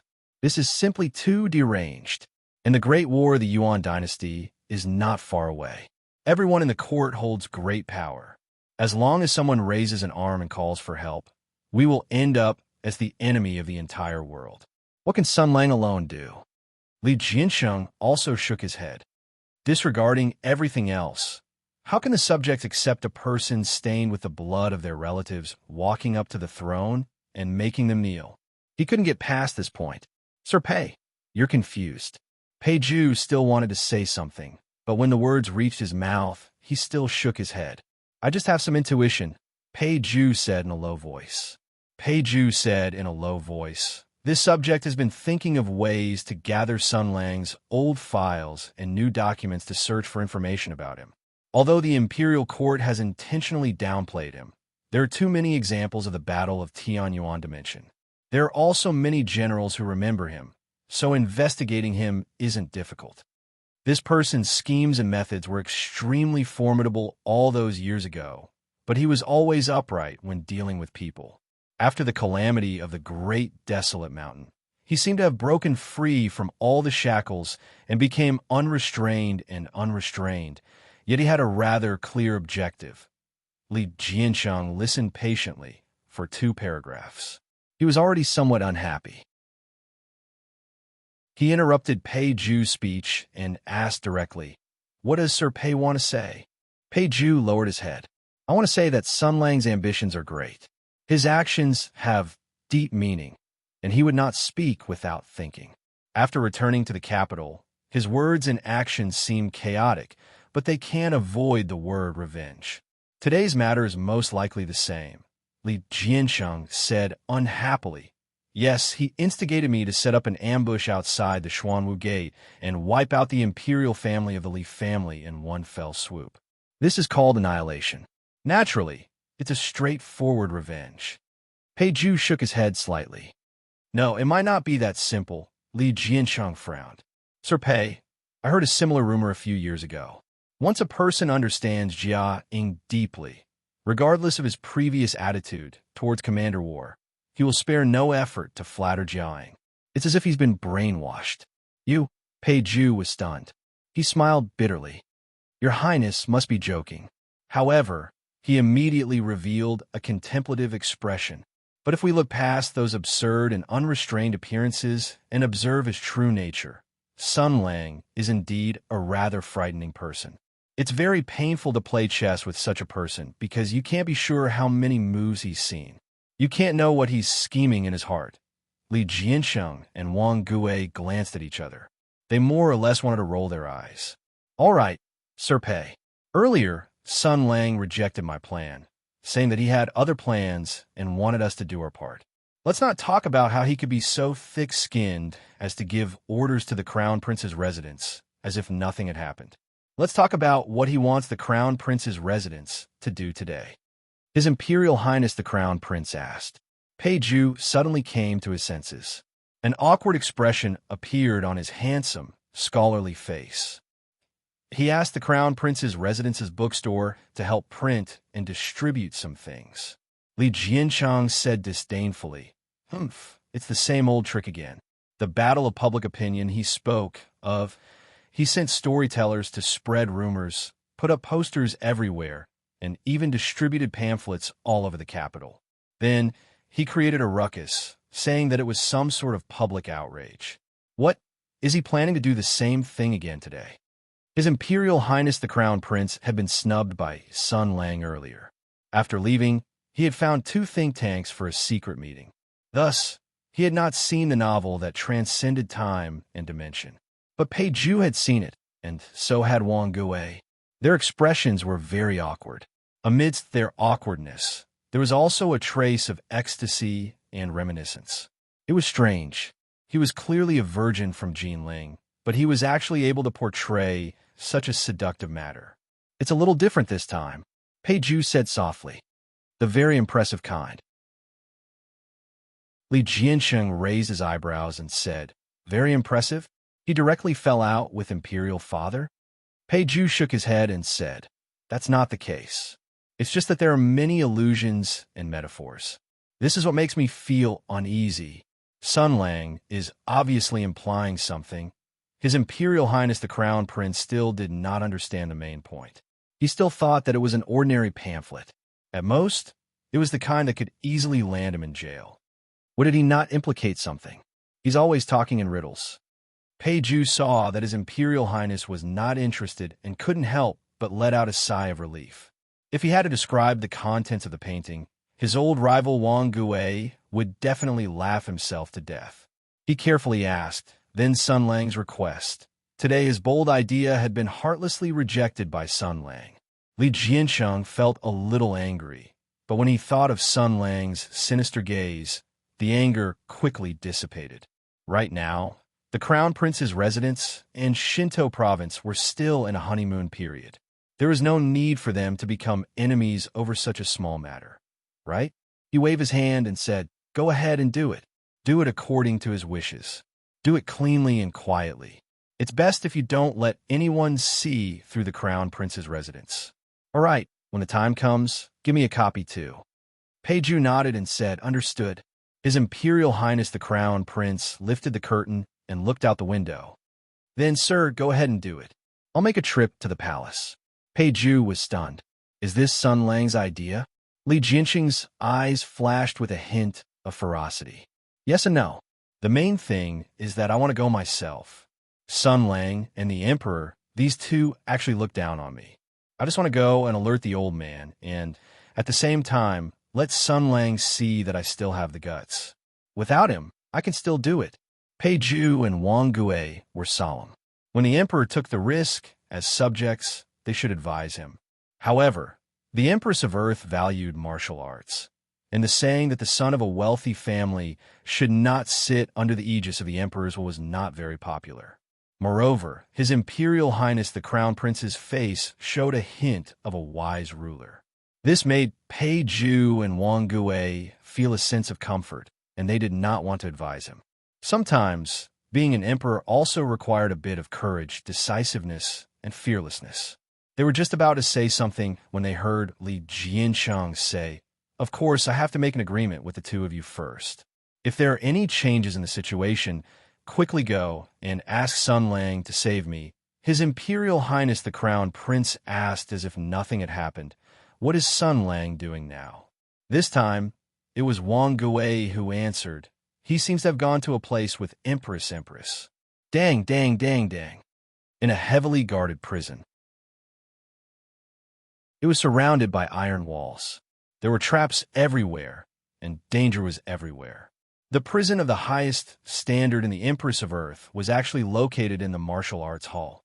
It was the highest authority in the Empire's military world, and it was used to suppress the most deadly criminals in the country. Not only was there a super luxurious elite Imperial Army guards, but there were also military officials who were in charge of the Empire's military affairs. If there were any changes, the civil servants who worked here could immediately tear off their official uniforms and pull out the Imperial Army. Their brilliance complemented each other, and they would cut the invaders into pieces. Last night, Wei Shihe, who had been possessed by evil spirits, was imprisoned here. Moreover, a super luxurious group of prison visitors was welcomed. The Shinsei General Sun Lang, the current Empress, and several leaders of the martial arts hall were there. They sent their warmest greetings to Wei Shihe, who was suffering in prison. Of course, their greetings were a little excessive. Life in prison is tough. There is no sex life in prison. You must have been bored out of your mind. Sun Lang sincerely held up the sketchbook in his hand and showed the contents page by page to Wei Shihe. I drew it last night and painted it on the wall of my big garden. I also left a copy on paper. It's this. I'll show it to you. What do you think? What do you think? He flipped the pages of the book. Wei Shihe was completely unable to answer his question. This was because the dignified Hikari Kensei was currently bound by layers of heavy chains made of fine gold. From head to toe, his mouth was also stuffed with linksy pearls, which are harder than fine steel. These pearls prevented him from biting his tongue to commit suicide and also prevented him from being killed by the poison. Moreover, they looked like a ball of saliva, which could suppress and humiliate him mentally. In short, the arrangement of equipment on his entire body was very particular. Therefore, at this moment, he could only vaguely make a little whimpering sound. I understand. Sun Lang nodded and said, It's my fault. I showed you the erotic book, but you can't masturbate. This is the saddest thing in the world. However, you're now bound by these big iron chains and can't move. Oh right, when I was young, I invented a unique martial art called the Inner Energy Discharge Super High-Speed Vacuum Tornado Suction. Do you want me to teach you?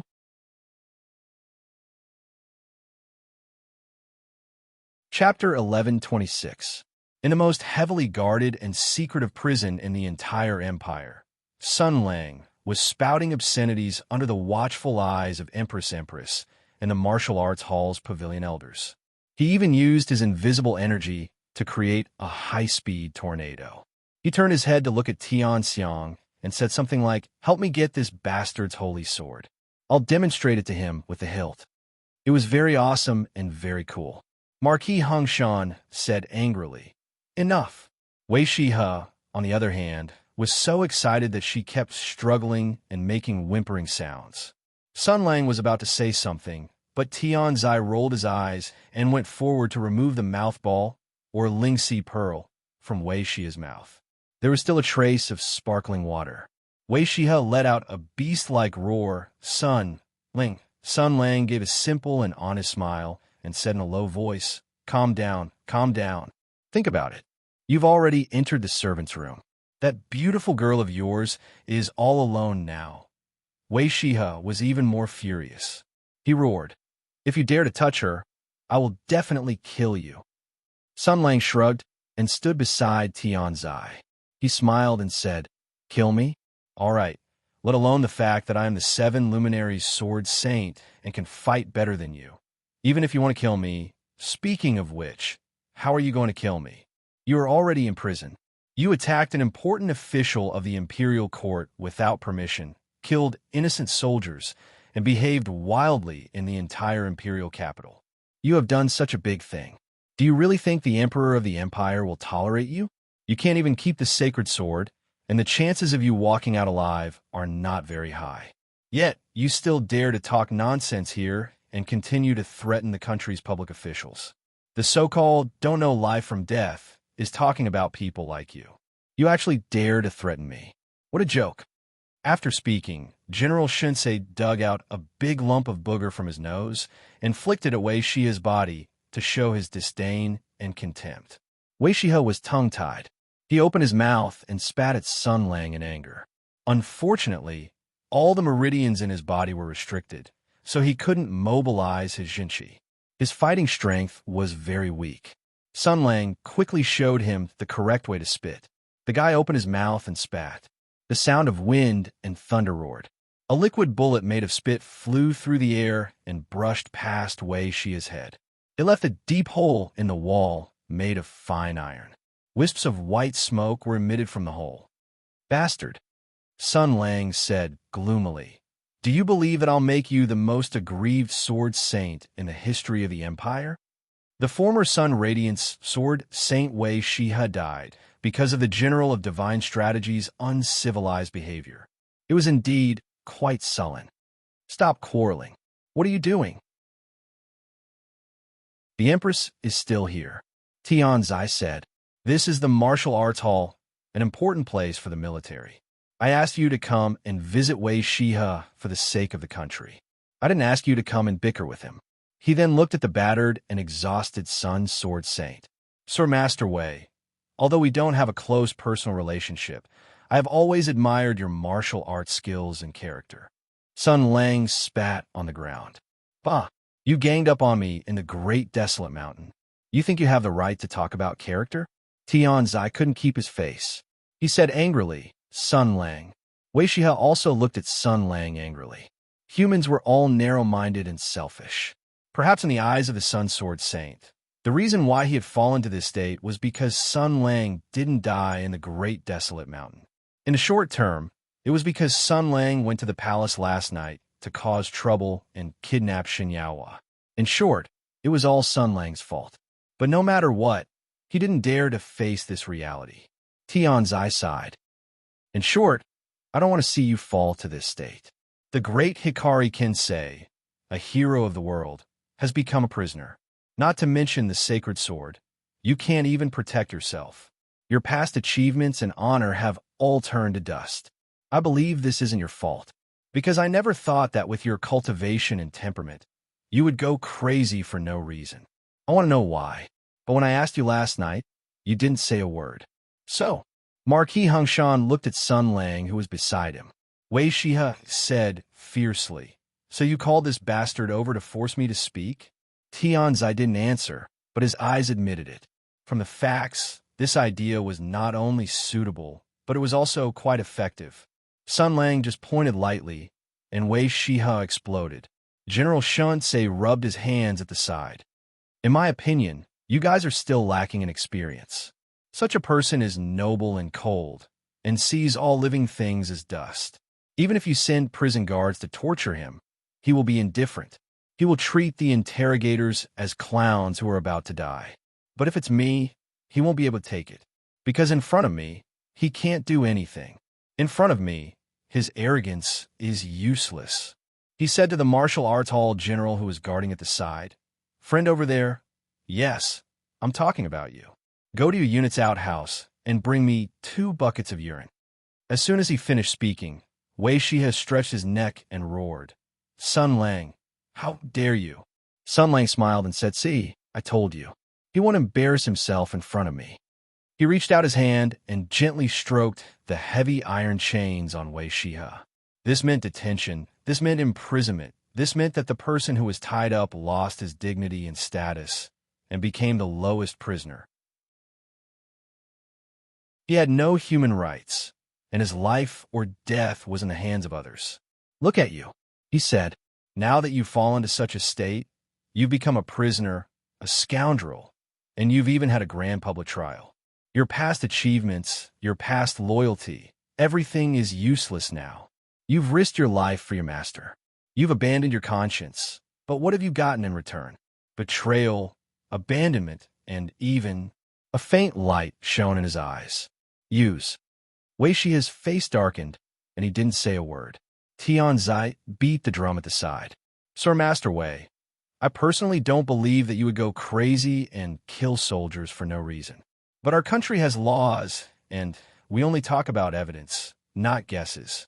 Under the eyes of everyone, you killed soldiers for no reason. There are witnesses and evidence, and this cannot be denied. As the saying goes, The evidence is irrefutable. If you still don't say a word, and this crime is confirmed, the consequences will be unimaginable. You won't even be able to get a decent ending. Sun Lang nodded in agreement. Yes, because I am here. Don't even think about it. This was very persuasive. Hearing these words, Wei Shihe still remained silent. He didn't seem to care about these things. Whether it was his own safety, reputation, or fate, he didn't care.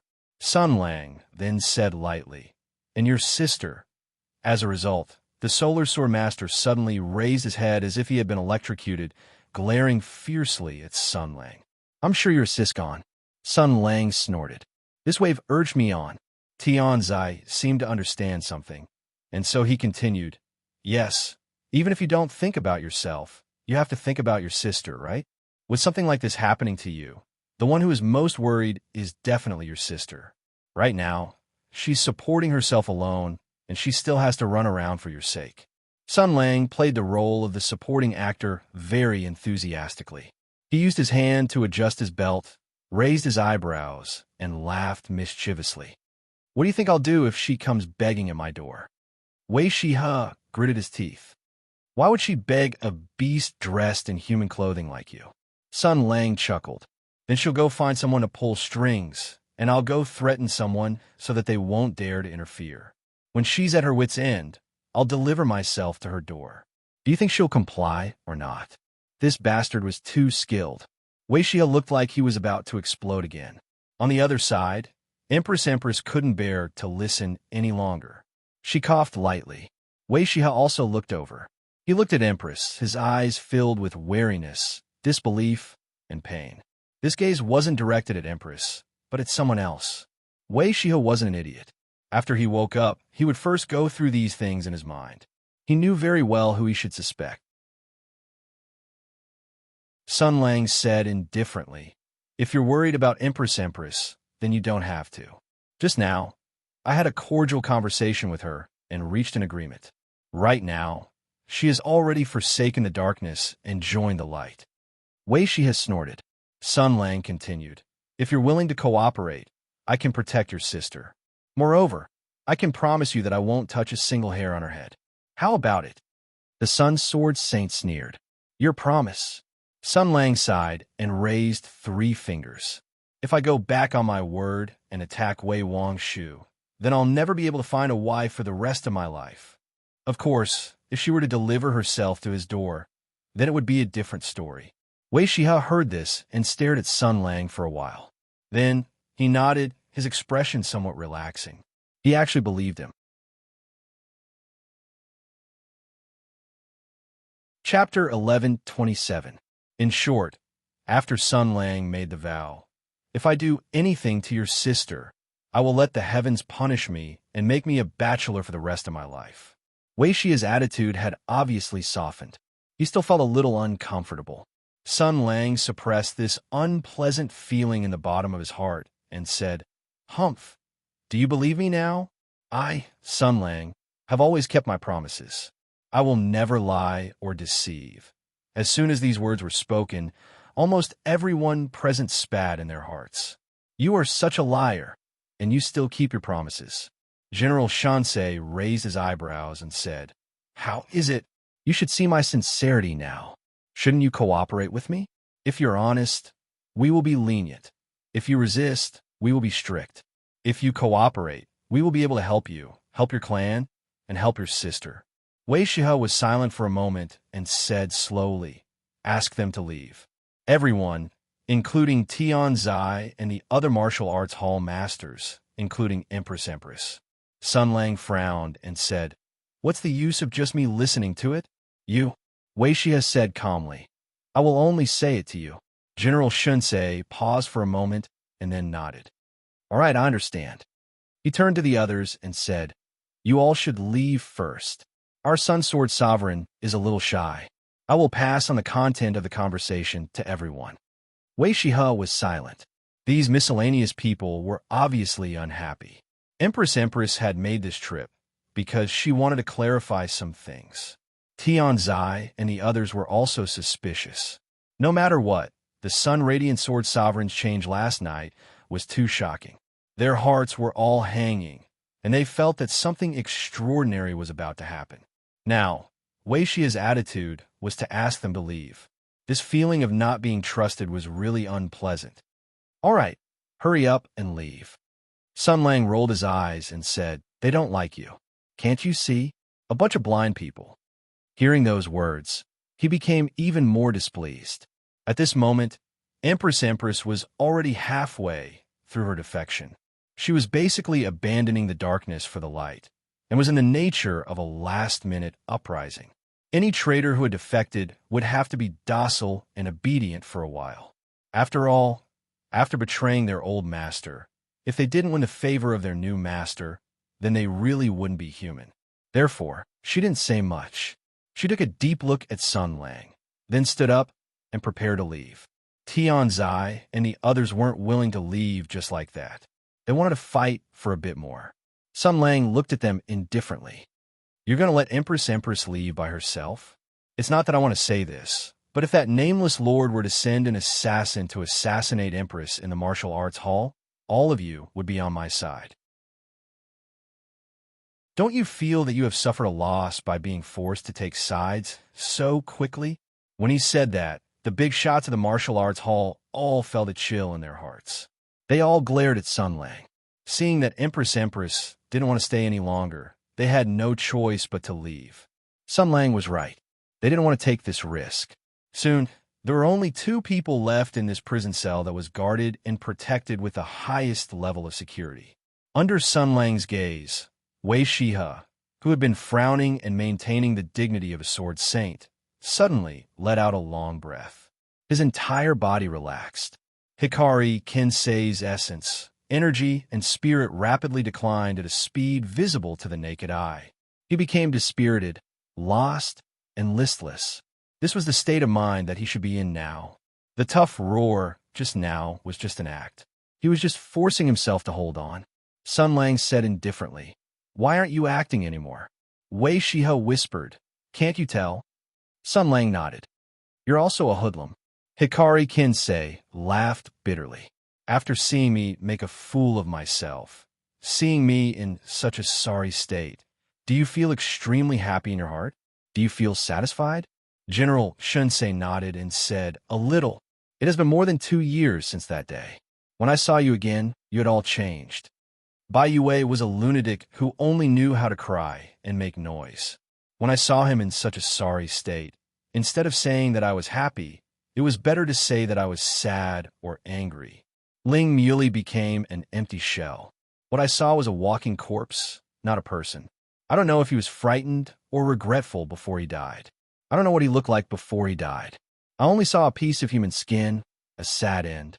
I didn't feel much. Wei Shiha closed his eyes and said with a sigh, "There was only me. I swaggered in front of you. I didn't give in to you at all. Then I fell from the clouds to the quagmire right in front of you. Your threats and your prophecies were all accurate. Today, you are still you, but I am a prisoner. My life is in danger. My reputation is ruined, and even my life is in danger. You must be very happy." "Not very happy." Sun Lang said, "Actually, I am more happy to see your sister crying under me." The Sun Sword Saint looked at him calmly. "If Wang Shu doesn't cry, you are actually not bad." Sun Lang said in horror, "What did you say?" Wei Shiha sneered. "Huh." Sun Lang was angry. "F*CKU, what are you laughing at?" The Sword Saint, who was suspected to be obsessed with his sister, lowered his eyes and said quietly, "Let me tell you something. Believe it or not, when we were in the Great Bear Mountain, we opened His Majesty's secret order and saw the contents. Wang Shu and I fell into a rare dispute. She thought it was a random order and refused to carry it out, but I convinced her." He tried to make his voice sound calm. "So, Wang Shu is innocent. She actually admires you. I was wrong in the Great Bear Mountain. Although she didn't blame me, she must not agree with me. I am not saying this for anything else." "Sun Lang, I hope you can," Sun Lang interrupted him. "You are really brother and sister." He said indifferently, "What I heard from your sister is the exact opposite of what you said. She said that in the Great Barren Mountain, your attitude was against it, but you couldn't persuade her Wei Shia's pupils shrank slightly, but his voice was still calm. That was a lie she made up to persuade you. You should understand how she feels. Sun Lang looked at him. But I think what she said is the correct version. After a moment of silence, Wei Shia laughed coldly. Are you kidding me? I would oppose His Majesty's order. I would sympathize with you. Sun Lang, you have to understand that not everyone will follow you. Not everyone will admire your character. Not everyone will praise your persistence and temperament. You. As he spoke, he fell silent. After a moment, he laughed bitterly. But what's the use of saying all this? Sun Lang was also silent. Then he said coldly, yes, we should talk about actions, not thoughts. No matter what one's true thoughts were, it was not important. What was important was action, and what was important was the truth. And the truth was that in the battle of the Great Barren Mountain, Sun Lang was surrounded by enemies. Only one person drew a sword for him. I will pay you back. I can pay you back with anything. Wei Shia said resolutely. In exchange, I want you to protect my sister. If I am in such danger, it means that she will be too. I'm already finished, so I have no scruples. But Wang Shu is different. She's still okay. Sun Lang narrowed his eyes. You can pay me back with anything? Wei Shia replied heavily. As long as it doesn't involve Wang Shu, you can pay me back with anything. Sun Lang's eyes changed from indifference to reminiscence, from reminiscence to sharpness, and finally to coldness as hard as iron. This was strategy, this was decisiveness, this was revenge, this was confrontation. Pity and warmth were not suitable for this kind of battlefield. That was too extravagant. No matter what the truth was, no matter who Wei Shia was fighting for, no matter whether he was lying or not, no matter whether he had difficulties in his heart, it was not important. What was important was that he had participated in that matter, so he had to pay the price. If he wanted to pay for his sister's debt, then he had to pay twice. It was not enough to lose his reputation once. It was not enough to die once. He said coldly, you said it. Wei Shia nodded. I said it. What do you want me to do? What do you want me to say? I know you want to shift the blame onto the emperor. Last night, I lost my mind and went crazy mostly because of this. But there is no evidence. However, since I promised to help you, then we can fabricate. Sun Lang sneered. Fabricate? A fake is a fake. In the end, it cannot stand up to scrutiny. Although the matter is true, the evidence is fake. How can it be used as evidence in court? How can the officials be convinced? Wei Shia said blankly. Then what do you want? What do I want? Of course, I want to tell the truth. Of course, I want to bring out solid evidence. Of course, I want to make an accusation that cannot be denied. However, it is not about what happened last night. It is not about you. The Sun Sword Saint's pupil shrank. He seemed to have guessed something. You. There was even an obvious tremor and fluctuation in his voice. That's right. Sun Lang's voice was very cold, as if it was soaked in blood. Tell me about the Great Barren Mountain. He said calmly, you tell us. You confess. You confess. Tell us what happened in the Great Desolate Mountain. Tell us what the Emperor did. Then we will argue in court. Right and wrong. We will talk about right and wrong. If you do it, your sister can confess and be lenient. You can say that she was bewitched by the Emperor. If she can't persuade you, I can let her go. If she knows what's good for her. Do you understand? If you want to pay, then you have to start from this. You have to pay cleanly. Wei Shia first felt his heart beat violently. Then he felt a sense of absurdity. What happened in the Great Barren Mountain was the biggest scandal since the founding of the country. It could almost humiliate the entire royal family and ruin the credibility of the court. This kind of thing, since ancient times, had to be covered up. It could not be exposed to the world. Once it was exposed, the resistance it would encounter would be very great. He said blankly, Is it strange? That is only what you think. To me, this is not strange at all. You have to pay for what you did. You have to pay for what you did. Because Sun Lang looked into the eyes of the Sun Sword Saint and said calmly, this matter cannot be settled in private. I said so.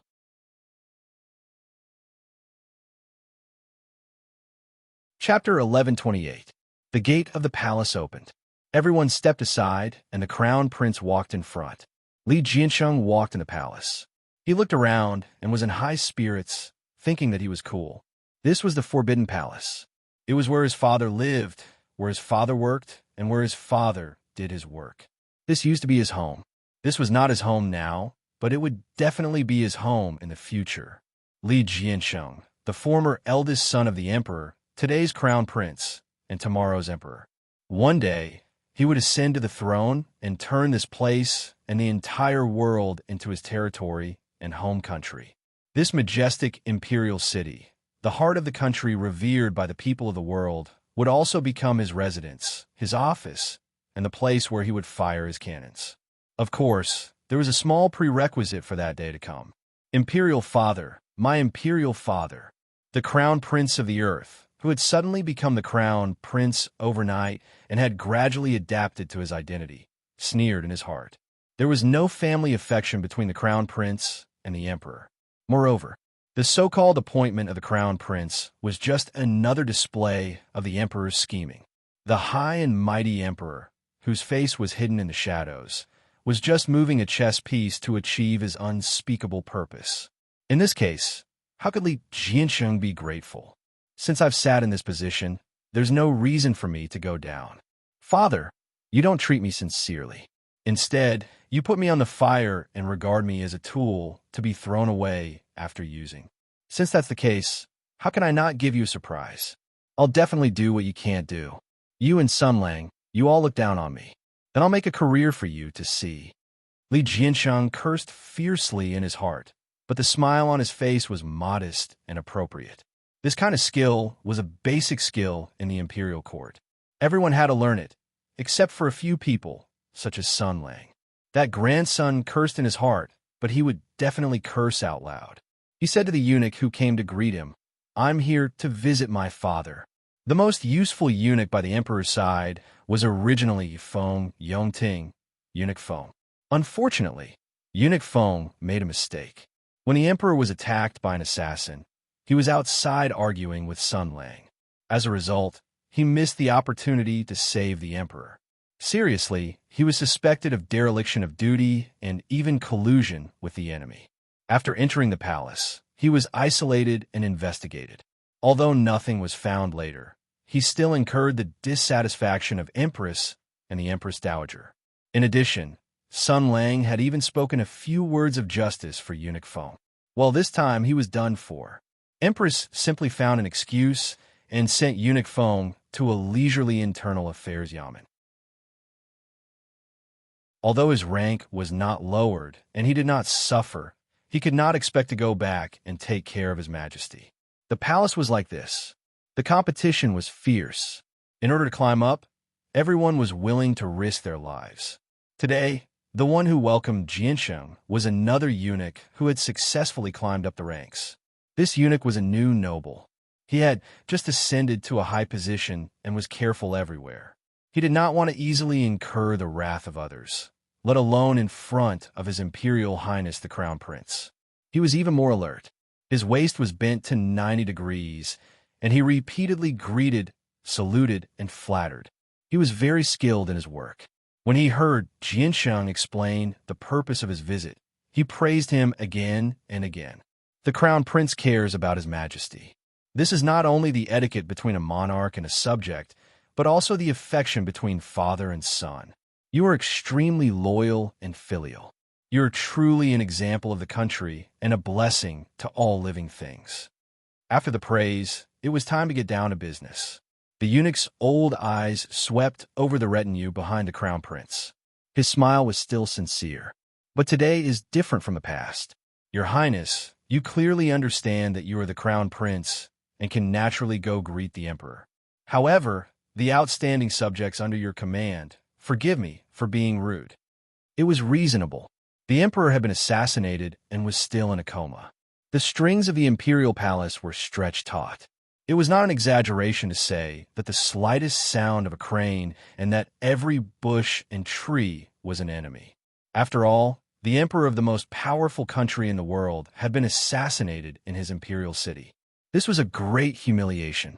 These days, the Ministry of Justice and various departments of the imperial palace worked hard to find the murderer. The hearts of the imperial guards were all hanging in suspense. This time, the emperor's crime of being assassinated had not been discussed yet. If there was another incident, everyone would have to go home and eat rice. Under such circumstances, who would dare to allow random people to visit the sovereign king? Although this was the case, Li Jiansheng was still terrified. In the end, he was still afraid of his father. After all, for almost everyone, the word father meant strength and valiance. From a young age, the person named father would project his own strength into a shadow. It shrouded the immature child. Some people admired it. Some people feared it. It became a shadow that was buried in the heart for a long time. For the children of the imperial family, this was especially true. The current emperor was a rare hero. He was ambitious, smart, and capable. He had the coldness and ruthlessness that a qualified emperor should have, the coldness and ruthlessness that treated everyone equally. Li Jianxing knew what kind of person his father was. Even if he was seriously injured and lying in bed, he could still feel waves of fear. Therefore, when the matter came to a head, the crown prince's heart flashed with the thought of retreating. Sun Lang said that the emperor is very likely to have directed and acted in those few plays. Sir Pei and Sir Wang also have similar views. That is to say, the person I am about to face is not a half-dead old man, but a scheming old viper who has been acting until now. When he thought of this, the crown prince's heart trembled. The shadow that the emperor had cast on him was really too heavy. Do I have to face him alone? No, there must be other palace servants and imperial physicians waiting on me in the bedroom. However, it would only take a word from him to drive them away. So what? Can he still kill me and strangle me to death in my bedroom? Can he still do anything to me? That's impossible, because Sun Lang is behind me. No matter what he does to me, Sun Lang will not sit by and do nothing. He will take this into consideration and will not easily make a move on me. I'm safe. No matter what, I cannot escape. Even in this situation, I do not dare to face him directly. What right do I have to ascend the throne? Li Jiansheng clenched his fists as this thought flashed through his mind. The old eunuch opposite him definitely did not know that in a flash, His Imperial Highness the Crown Prince's heart had turned countless thoughts and considerations. In the end, he steeled his conviction and decided to face his father directly. Pattern, Tucson broken. After all, he was a young man and a citizen of the martial kingdom. There was a little side effect of practicing martial arts. His temperament would more or less be influenced by the spirit of martial arts. He advocated courage and hot-bloodedness. He did not advocate wretchedness and like to be reckless. Just like His Imperial Highness the Crown Prince, he was urged by Sun Lang to rush to the emperor to prove himself. He was too naive. One day he would understand that if he could win by being a coward, then there was nothing wrong with being a coward all the time. But today, he tidied up his clothes and followed the eunuch who led the way into the emperor's bedroom. In the bedroom, there was a strange fragrance. The air was fresh and flowing. The wind element imperial army was adjusting the wind speed. The incense burner was burning with a calming incense that helped to regulate the vital energy. The temperature, humidity, volume, and air were comfortable. The perfect ward environment advocated by modern medicine was reproduced in this backward and feudal country by the miraculous imperial army. With power, one could indeed do whatever one wanted. The famous doctors of the Imperial Medical Department, the capable people of the Ministry of Finance, the loyal imperial guards, and the cautious palace servants. There were also a considerable number of people around the emperor's bedroom. In order to prevent any unexpected changes, Li Jiansheng was allowed to go after his identity was verified. One of the emperor's doctors quietly came to the crown prince and whispered, "His Majesty just woke up. He is very happy to hear that you are here." Damn, His Imperial Highness the Crown Prince was not happy. His Imperial Highness the Crown Prince was even frightened. Thinking and doing were two different things. Previously, he had prepared himself for a long time, but when it came to it, he realized that everything was useless. Imperial Father was still the same Imperial Father. He didn't need to do anything to make him feel extreme pressure and fear. This was the difference between the two of them. But the crown prince was the crown prince after all. He still had courage. I don't believe it. He gritted his teeth and was about to enter when he heard the doctor say, "His Majesty has ordered us to leave. The Emperor has something to say to your Highness alone." Damn. His courage and bravery shattered and was replaced by an uncontrollable fear. What does this old man want to do? Is he going to beat me up? Is he going to arrange an assassin to kill me? Thinking of this, Li Jianxing couldn't even speak clearly. At this point, he couldn't turn around and run away. He could only place his hopes on others. Master Chung, Master Chung. Chung Jiansheng grabbed the imperial physician's sleeve and said anxiously, "Imperial Father's body hasn't fully recovered yet. If something happens while we're alone, what should we do?" The doctor was startled and then smiled. "Your Highness, don't worry. His Majesty is blessed by the heavens. His injuries are not serious. Besides, although we are leaving, we will be waiting outside. If there is any change, just call for help." Is that so? Jianxun was a little relieved. If people were waiting outside, even if the emperor was angry, he could at least call for help. Immediately, the order was sent out. The imperial guards specially confirmed the order again before ordering the people in the bedroom to leave. The doctor, the minister of finance, the eunuchs, the palace maids. People lined up and bowed their heads respectfully when they passed by Jiansheng to show respect to the crown prince. Jiansheng, on the other hand, returned the salute absent-mindedly. It wasn't until the heavy palace doors slowly closed with a soft click that Li Jiansheng was shocked. In the bedroom, only the father and son were left. He was hesitating whether to go forward to meet the emperor.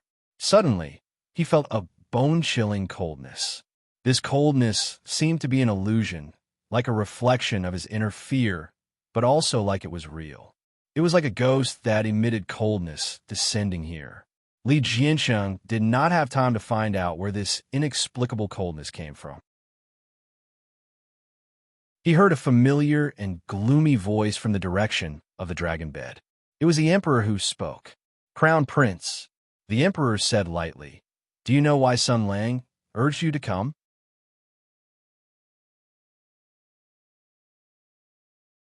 Chapter 1129. It was as if his throat was being strangled.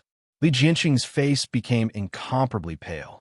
All of his ambition, all of his courage was completely crushed. Because he saw that the emperor, who should have been unconscious on the bed and recovering from his injuries at this moment, had pulled open the curtain of his own accord. His feet were bare, and he was striding towards him. It was like a ferocious tiger. His aura was fierce, his eyes were cold, and there was disdain and ridicule in his expression. Li Jianxing's legs went soft, and he directly knelt on the ground. He said in a trembling voice, "Father, Father." Li Guangyuan looked at his son, and there was a glimmer of disappointment in his eyes. No matter how cold-blooded and heartless he still had human nature. After all, he was the son of flesh and blood. As a father, more or less, he would have a certain amount of hope for his descendant, and he saw an unbearable heir. "This is the crown prince that I have chosen," the emperor said coldly. "This is the future of the empire?" Li Jiansheng felt as if he had been soaked in water. His entire body was covered in cold sweat, and his teeth could not help but chatter. He could not even say a complete sentence. These days, he had sat firmly in the position of crown prince, and his prospects were in sight. His bootlickers had flocked to him, and the praise from all sides had made him lose his self-confidence. He had become immensely complacent and could not control himself. Today, the emperor had given him a head-on blow, making him realize the cruel reality. The emperor only needed one look to completely crush him, and Sun Lang. In front of such an emperor, he still maintained a fierce offensive. For a moment, Li Jianxing's heart was filled with regret and fear. But the emperor did not give him too much time to think. Jiansheng only felt his collar tighten. He was like a dog that had been pinched by the back of the neck. He was lifted into the air by the emperor, and the skin on the back of his neck touched the emperor's hand. He only felt that an evil dragon was holding his neck. The rough and cold skin brought him a feeling of fear and the shock of being buried in the mouth of a dragon. In his fear, he shouted loudly, "Someone come! Someone come quickly!" Thankfully, the crown prince still had some quick thinking. He knew that he shouldn't beg for mercy at this moment. Instead, he should loudly call for help and let the guards and doctors outside rush in. The emperor couldn't continue to act recklessly in front of everyone. As long as he had the slightest chance, he would scramble out of the palace and hide behind Sun Lang, never meeting the emperor face to face. "You do have some tricks up your sleeve." Hearing the crown prince's loud cry, the emperor's expression did not change. He said indifferently, "Did you learn from Sun Lang?" "It's a pity that you've only learned a little bit from him." The crown prince's heart sank. There was no response from the outside. It seemed that his cries for help had been intercepted by a mysterious force. What should he do? What to do? He had made an agreement with Pei Ju and the others. If he didn't leave the palace for a period of time and didn't contact them, then his loyal aides would immediately ask Sun Lang for help. In other words, what he needed to do now was to stall for time until reinforcements arrived and turned the situation around. Yes, as long as Sun Lang arrived, then all of this would no longer be a problem. Because of the huge threat that he was facing at this moment, His Imperial Highness the Crown Prince had unknowingly become a boast. Thinking of this, Jiansheng forced a smile. "Father, please let me down. Your body has recovered. I'm very happy. It's really a blessing for the Empire," the Emperor said coldly. "You still need to train your face a little more." After experiencing the initial fear, Jiansheng slowly calmed down. Among the many princes, although his intelligence was not the best, he was still of the royal bloodline. His innate genes and later education made his temperament quite extraordinary. Although he was in a dangerous situation at this moment, when he thought about it carefully, it wasn't a big problem. What am I afraid of? Under the huge pressure from the Emperor, His Imperial Highness the Crown Prince performed better than usual. He tried his best to imitate the thinking circuits of the two strategists and answered the questions in his heart. "My fear of this old man is deeply rooted.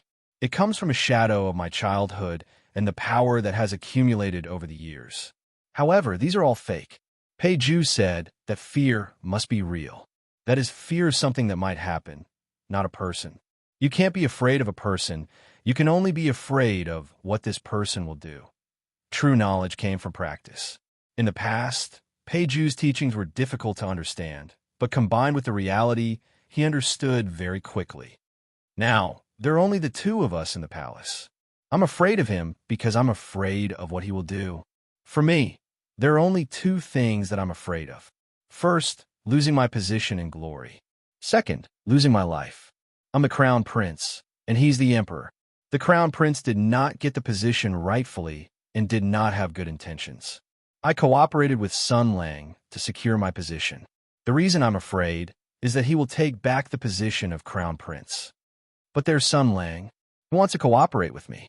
He wants to use me to go against the Emperor, so he won't let me fall so easily. If the Emperor removes the position of Crown Prince without permission, he will definitely jump out and make a big fuss. Because of this, the Emperor will not remove me so easily in order to avoid an opportunity. Second, my life. He has no reason to kill me. Although he can arrange another assassination and kill me directly, he has no reason to do so.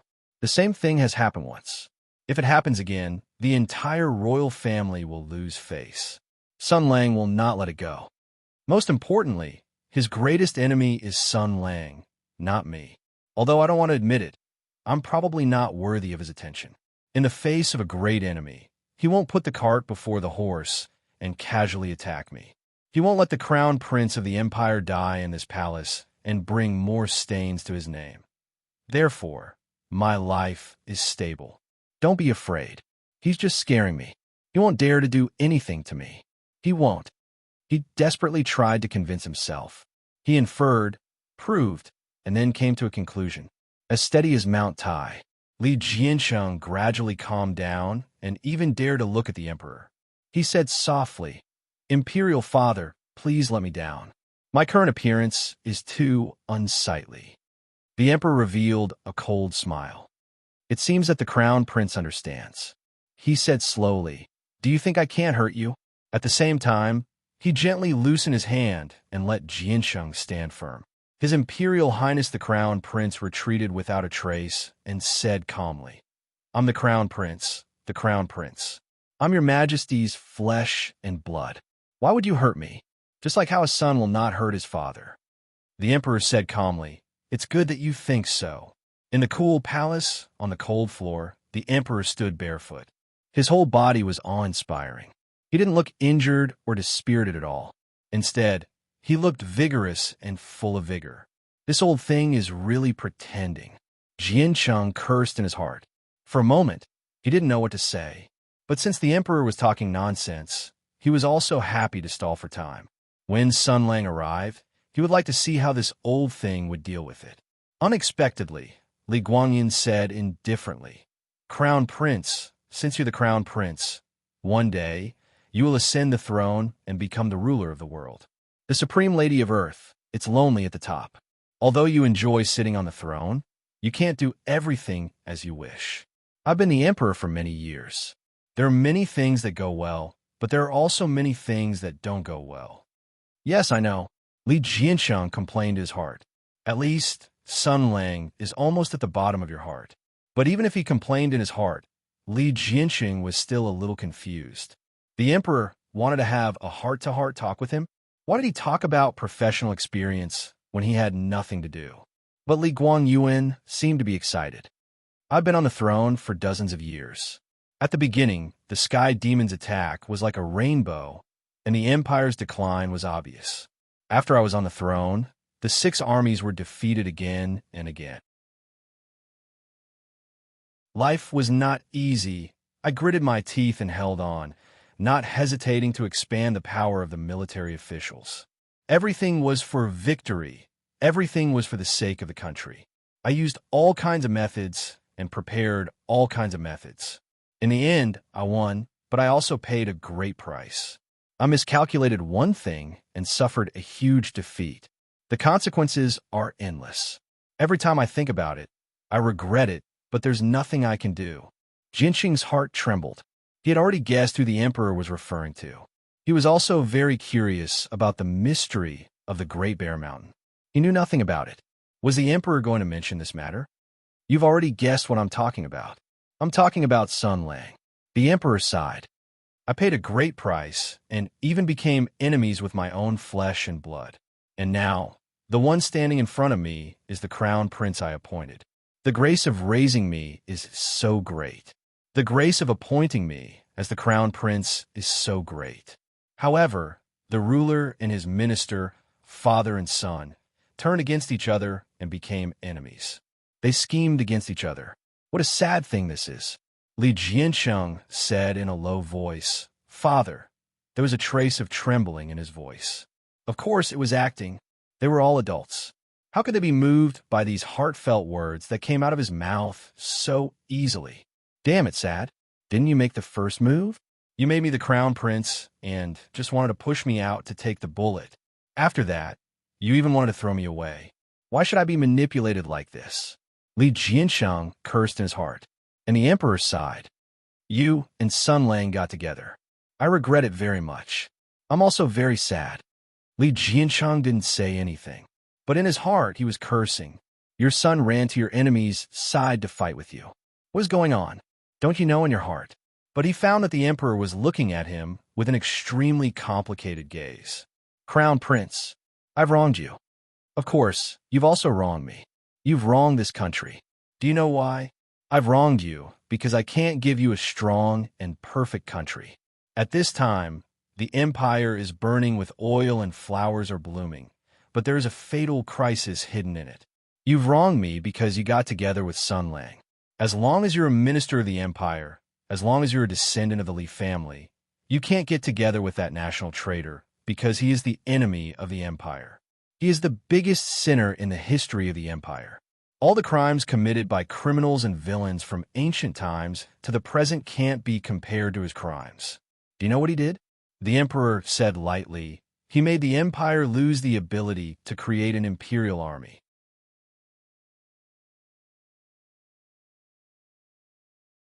Chapter 1130. After the Great Desolate Mountain, no new imperial army was born. Hutu, who founded the country with martial arts and strengthened the country with the imperial army, has lost its most important foundation. Do you think this country is a powerful and eternal dynasty? Do you think you can inherit such a powerful country and build greater achievements?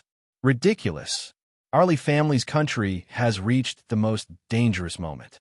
This centuries-old foundation of our ancestors, this once glorious age of martial arts, has long been surging with undercurrents. The 5 most powerful countries in the world, Hutu's power overrides the world. As the saying goes, those who are not of our race must have different intentions. For a long time, the other 4 countries have been eyeing us covetously and regarded us as their biggest potential enemy. Now that we have won the war, the 4 countries of metal, wood, water, and fire are concentrating on digesting the Sky Demon's legacy and competing with us again. However, we have lost the ability to build the Imperial Army.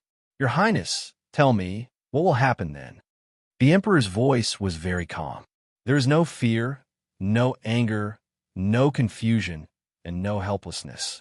That was because he had been used to these emotions in the past 2 years. The resentment of losing everything, the danger of the future, the shaky country, and the hidden danger of the country. The Emperor of the Great Desolate Mountain had paid such a painful price for his scheming. Every night in the past 2 years, the Emperor of Hutu would be furious and regretful, and he would be afraid of what might happen in the future.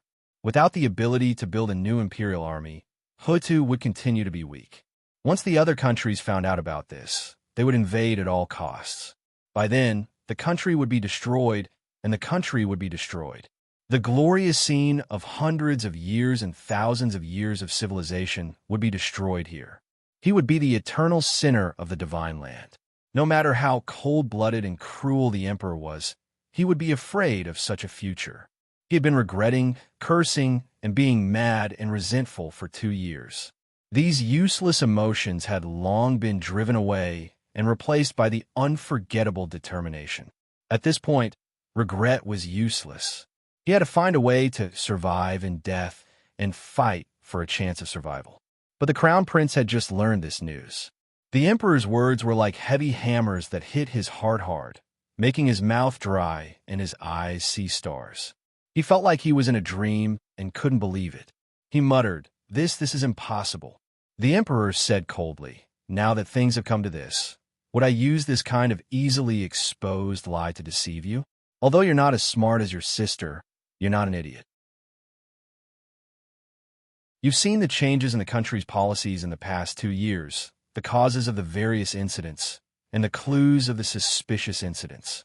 Can't you see through all of these when you connect them together? Li Jianqing opened his mouth. His heart was in a mess. But just as the Emperor said, he was not stupid. He could think. Imperial Army, Sunlang, Empire. Those words hovered in his head and collided with each other, forming a cruel truth that he found hard to believe. The Imperial Army was the foundation of the Hutu kingdom. For hundreds of years, it had been integrated with the throne of the country. The people of the Imperium had long been used to the role played by the Imperial Army. He could not imagine what the Hutu kingdom would be like without the Imperial Army, just like the modern people could not imagine what they would be like without the ability to repeat. Of course, to him, this shocking news also meant another fatal event. F*CK. I'm the F*King Crown Prince. I'm the F*King Future Emperor. In other words, this mess will fall on my head sooner or later. In an instant, countless thoughts flowed through Li Jianqing's mind. Reasonably speaking, many people, including him, thought that the Emperor of the Hutu Kingdom was one of the most comfortable jobs in the world, because the empire was too powerful. The empire's martial arts were the best in the world. The empire had just been established, and the country was strong.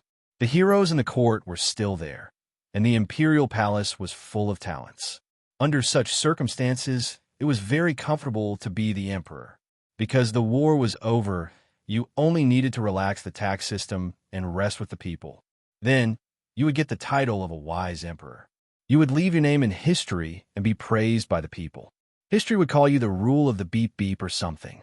He thought it would be like this, but he didn't expect that such a simple task would be so difficult.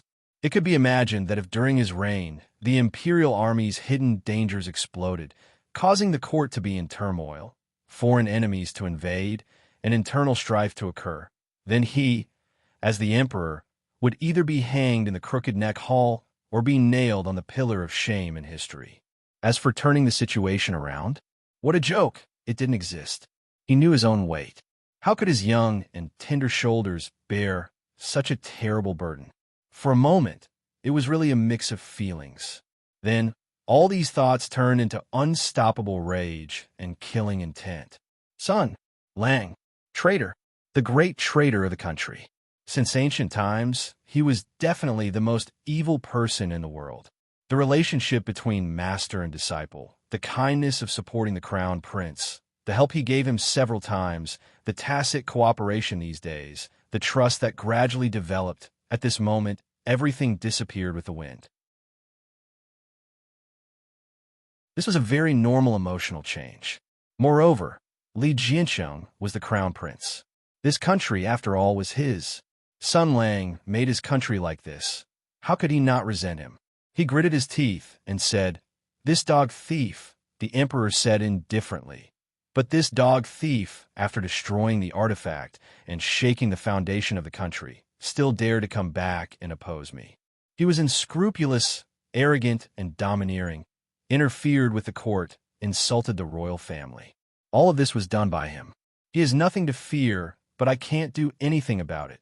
Li Jianxing knelt on the ground. Fathers work hard. This son is unfilial, deceived by this dog thief. The emperor looked at him and said bluntly, "You are indeed stupid, but after all, you are still a descendant of the surname Li. You know what is right and wrong, and you know what is right and wrong. I also have no other choice but to tell the truth. After all, you are the crown prince. You're the future emperor. You will know about this matter sooner or later." Li Jiancheng kowtowed heavily. This son understands. This matter must be strictly confidential, and not a bit of information can be leaked out. In contrast, Sun Lang was small, and Sheiji was big. If this news were spread out, it would inevitably cause an earth-shattering shock. For the time being, not to mention the 4 countries of Western continent, even within the empire, there would be contradictions. Martial arts masters, officials of the border, important ministers in the army, local aristocratic families, many people will have disloyalty. They all have to think for themselves. At that time, the people's hearts will be scattered. Therefore, unless it is a last resort, he can't use this as a reason to order the world to fight against Sun Lang. The emperor sighed. "Today, I want to tell you something from the bottom of my heart. In the past 2 years, I have been supporting myself alone. The feeling is hard to describe in words, but the root of this matter is that I thought wrong. If I had been more careful, there would not have been today's problem." He whispered, his voice was old and tired. "The Great Bear Mountain, alas, the Great Bear Mountain." Li Jiansheng whispered, "Father, take care of the dragon body." But in his heart, he was not without criticism. "Yes, you have done bad things, and you haven't cleaned up the aftermath. Instead, Sun Lang has made such a big mess. I don't think you're that great." Yes, Jiansheng was still that Jiansheng. Even though he had learned the truth from the emperor, even though his attitude towards Sun Lang had changed greatly, his opinion of his father had not changed. In his eyes, the emperor was still that old coquettish thing that won't die. The emperor lightly said, "I know what you are thinking in your heart. You are complaining about me, and I'm also complaining about myself. The ancestors in heaven must also be disappointed with me. I have been a hero for a lifetime, and I feel that I have accomplished great things. For decades, I have only made such a mistake. Who would have thought that this mistake would have unbearable consequences? I am really ashamed of my ancestors, ashamed of heaven and earth. I wish I could kill myself." Li Jianxing shouted in a low voice, "Father, hurry up and do it." Li Guangyuan glanced at his son and said calmly, "But in life, one must be responsible. It doesn't matter if you have done something wrong. What is important is to bear the responsibility, and what is important is to make up for it. Sun Lang has broken the Earth Luminary's sacred sword, making it difficult for the Empire to forge another imperial army. This has caused Hutu to lose the foundation of a strong country. This is a big mess that has shaken the country. I have to make up for it. I have to solve this mistake. I cannot hand over a shaky country to you.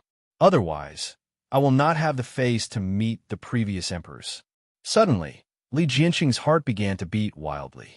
There was a light at the end of the tunnel. He stuttered. Can it be made up? Can it restore the production of the imperial army? The emperor nodded. Yes, I have studied it for 2 years and finally have a clue. Li Jianqing's eyes flashed with a blazing flame. He also had an urgent hope for this. If the production of the imperial army was fine, then Hutu would still be a country with strong martial arts. The barbarians would not dare to invade, and the country would continue to exist. His throne would still be stable. The crown prince asked anxiously, "How is it? The one who tied the bell should untie it." The emperor said, "The production of the imperial army requires the Earth Luminary's sacred sword to be in charge." The core of the Earth Luminary's sacred sword was destroyed by Sun Lang in the Great Desolate Mountain. It is an object from beyond the heavens and is difficult to repair. But if it can't be repaired, we can change to another core. Coincidentally, there is a person who has absorbed most of the essence of the Earth Luminary's sacred sword. It can be said that he has become another human-shaped sacred sword, possessing all the essence of the sword of suppressing stars. Do you understand? Li Jianqing cried out, Sun Lang? Yes, Sun Lang. The emperor's eyes were deep, and his expression was profound. This matter still has to fall on Sun Lang. Capture him, imprison him, and let him become the core of the new sacred sword. With his power, we can continue to produce the imperial army, stabilize the country of the Li family, and let the Hutu Empire continue to exist for thousands of years. In this way, I can make up for the mistakes I made in the past and have the face to meet the previous emperors. And you, Crown Prince, my son, what you will take over will also be a strong empire without any hidden troubles. We have to get rid of Sun Lang. He reached out and stroked his son's shoulder. Give me a hand.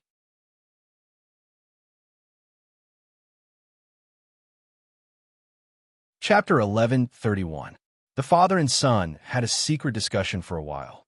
Then Prince Cheng left the bedchamber with tears on his face. He thanked the imperial physicians, servants, and guards one by one, thanking them for everything they had done for the royal family.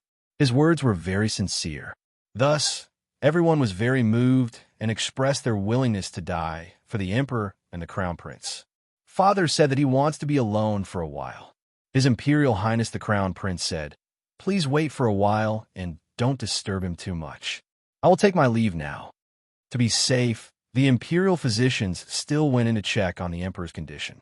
After finding that he was fine, everyone waited outside the hall and respectfully sent His Imperial Highness the Crown Prince off. Li Jianqing left with light steps. He looked at the sky above the royal palace, and a hint of oppressive heaviness flashed through his heart, followed by a suffocating blankness. He knew that everything was different now. What an eventful time! His Imperial Highness the Crown Prince sighed his heart. The undercurrent in the royal palace was much more serious than he had imagined.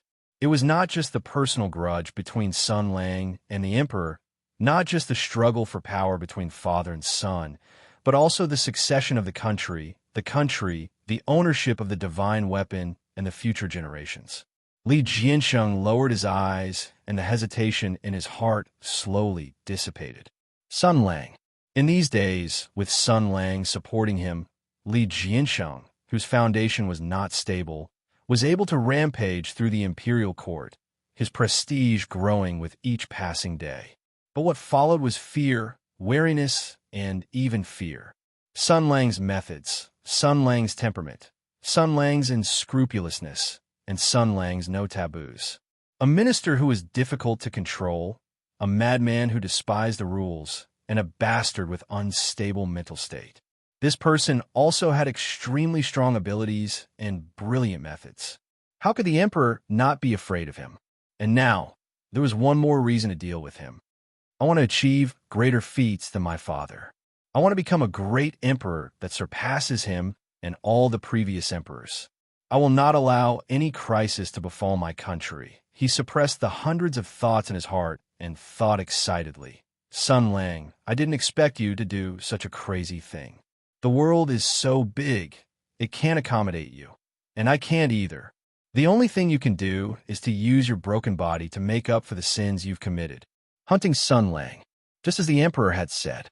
But that old bastard has a scheming and selfish temperament. He gave me the feeling that he was at ease and was not at the end of his rope at all. So, why would he tell me everything frankly? He must be holding back. But it doesn't matter. It's the same for me. You want to use me, and so does Sun Lang. Since that's the case, why don't I use both of you? With this in mind, Li Jianxing strode away. Inside the palace, the imperial doctors and eunuchs who came to visit quietly left, leaving a private space for the emperor of the empire.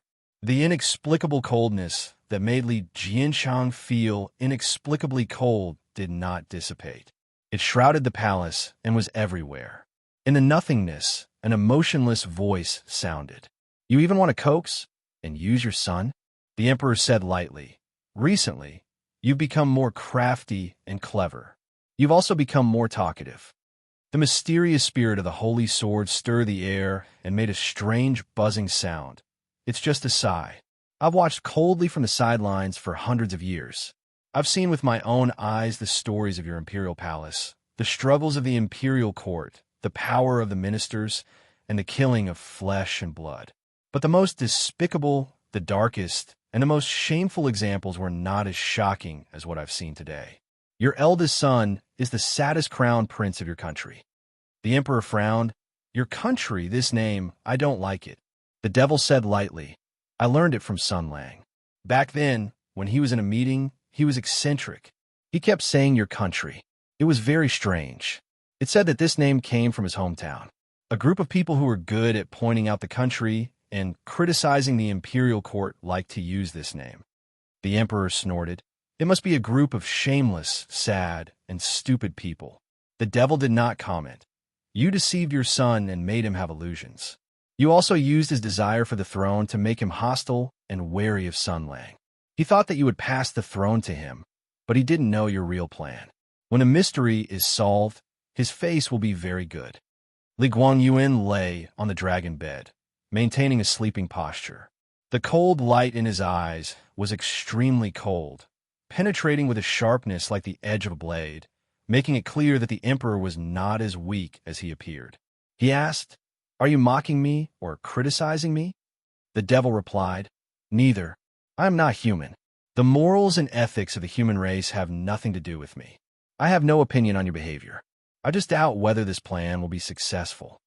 You set up a trap and successfully won Li Jianxiang over to our side. You want to bury a spy beside Sun Lang. But the problem now is whether your son's mind and wit can hide from Sun Lang's eyes. The emperor slowly said, No problem. I have many sons, but none of them are satisfactory. In my eyes, they're all useless. The reason I said they were useless is, of course, that I have carefully observed and tested them. I know them very well. I can see through their thoughts and understand their preferences, including Jianxiang. Although this son of mine is a little stupid, he is still quite clever.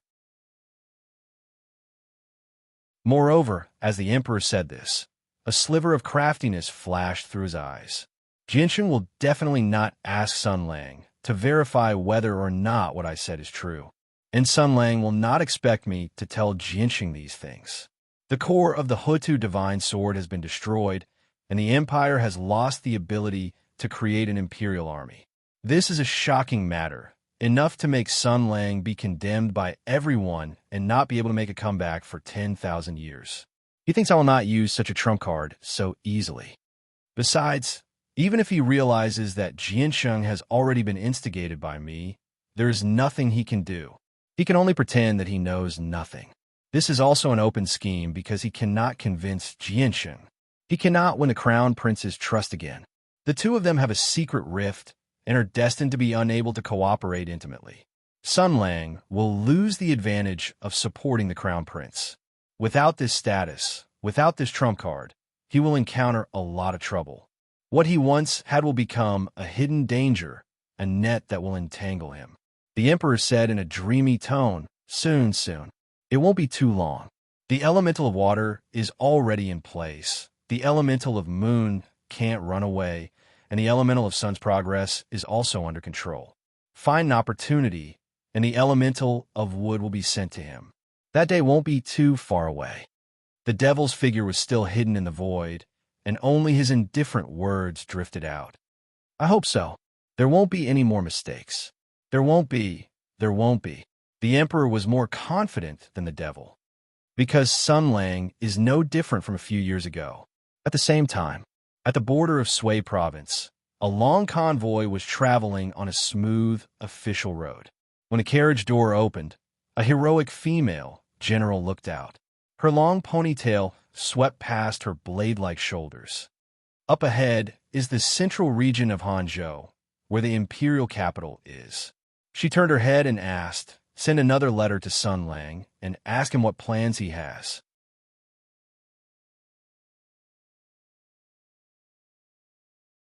Chapter 1132. Shinto Province. The generals who used to belong to the Northern Theater of Operations were craning their necks to look inside. Ma Shering asked in a low voice, "How long has he been looking?" Pongji replied in a low voice, "A long, long time ago. That iron lump from the Lihua kingdom fell from the sky. He took out a letter from it. After he opened it, his expression changed." "Oh, that expression." Imperial Censor Wu thought for a moment and tried hard to think of a suitable description. "Let's put it this way. It's like he saw his Sanshing stone and realized that he was a virgin for 3 lives. "What kind of description is that?" Yin Song had a look of disdain on his face. Then he stuck his head out and looked around. "But he didn't jump out to beat you up when you said such death-seeking words. It has seemed quite scary. Could it be that something happened?" "It doesn't look like it." Pame shook her head and said, "Nothing big happened.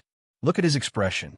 There's fear and sadness, but there's no killing intent or sadness. It means that it's something he can't handle, but it's actually not a big deal.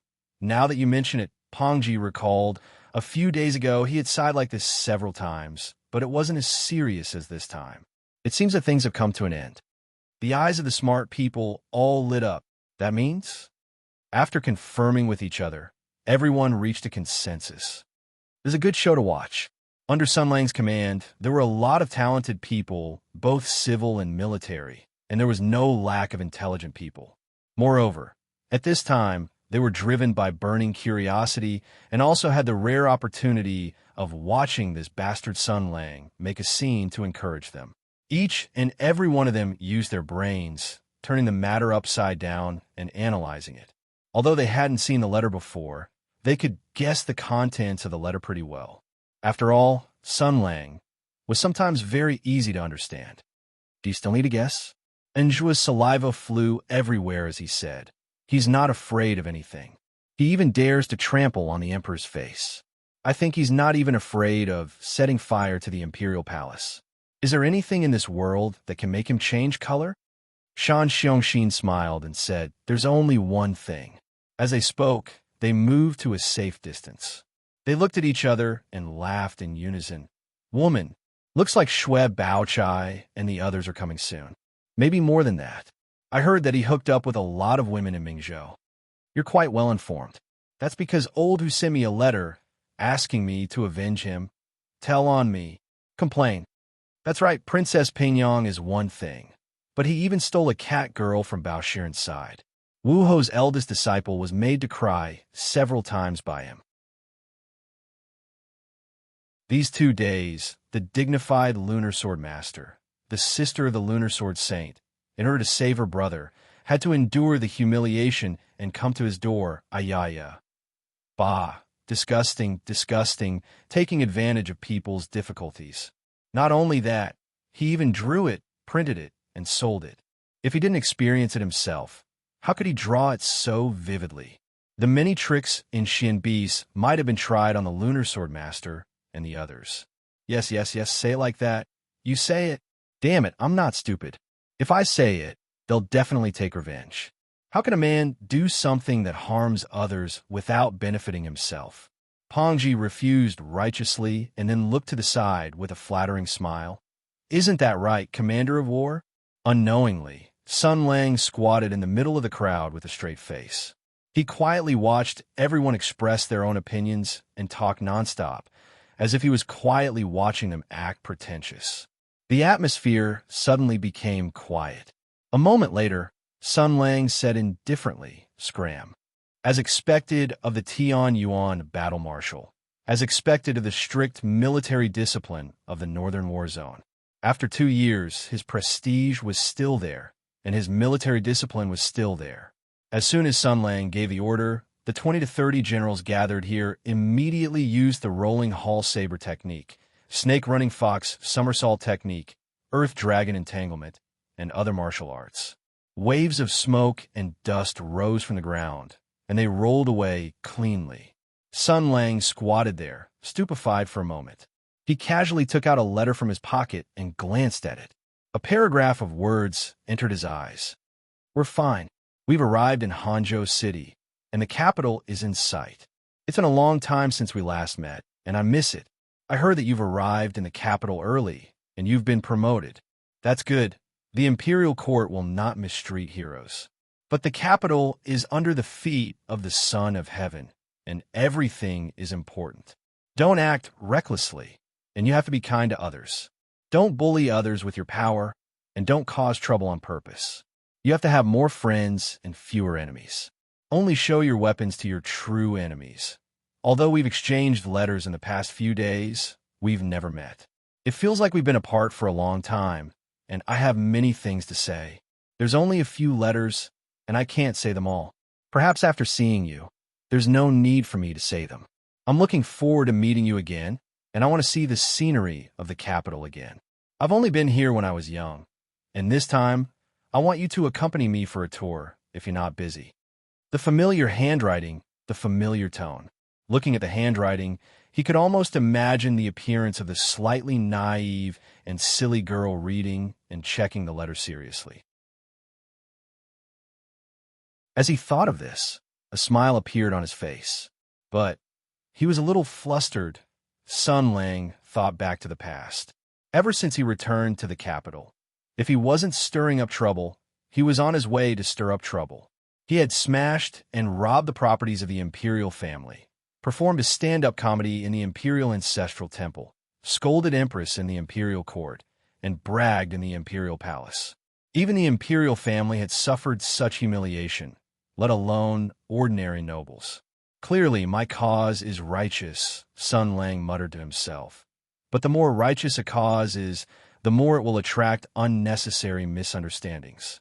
I have to prevent such misunderstandings from happening." Fortunately, although these bastards are asking for a beating, they've pointed out some flaws that I need to fix, and some people that I need to deal with. Pongji and the others had happily listed out all the problems, and they were all valuable references. Thinking of this, he shouted, "Get back here." Dust flew in the distance as the bastards all rushed over. "Let's brainstorm," Sun Lang said concisely. "My girlfriends are from the countryside and haven't seen the world. I've caused too much of a commotion in the capital, and I'm afraid I'll scare them. Help me cover up, think of any flaws, and prepare well for me. Otherwise," he paused for a moment and revealed a fierce expression. "Otherwise, I'm done for, and I'll definitely not let you have an easy time, understand? Everyone, get moving and think of ideas. These 2 days, we'll clean up the mess."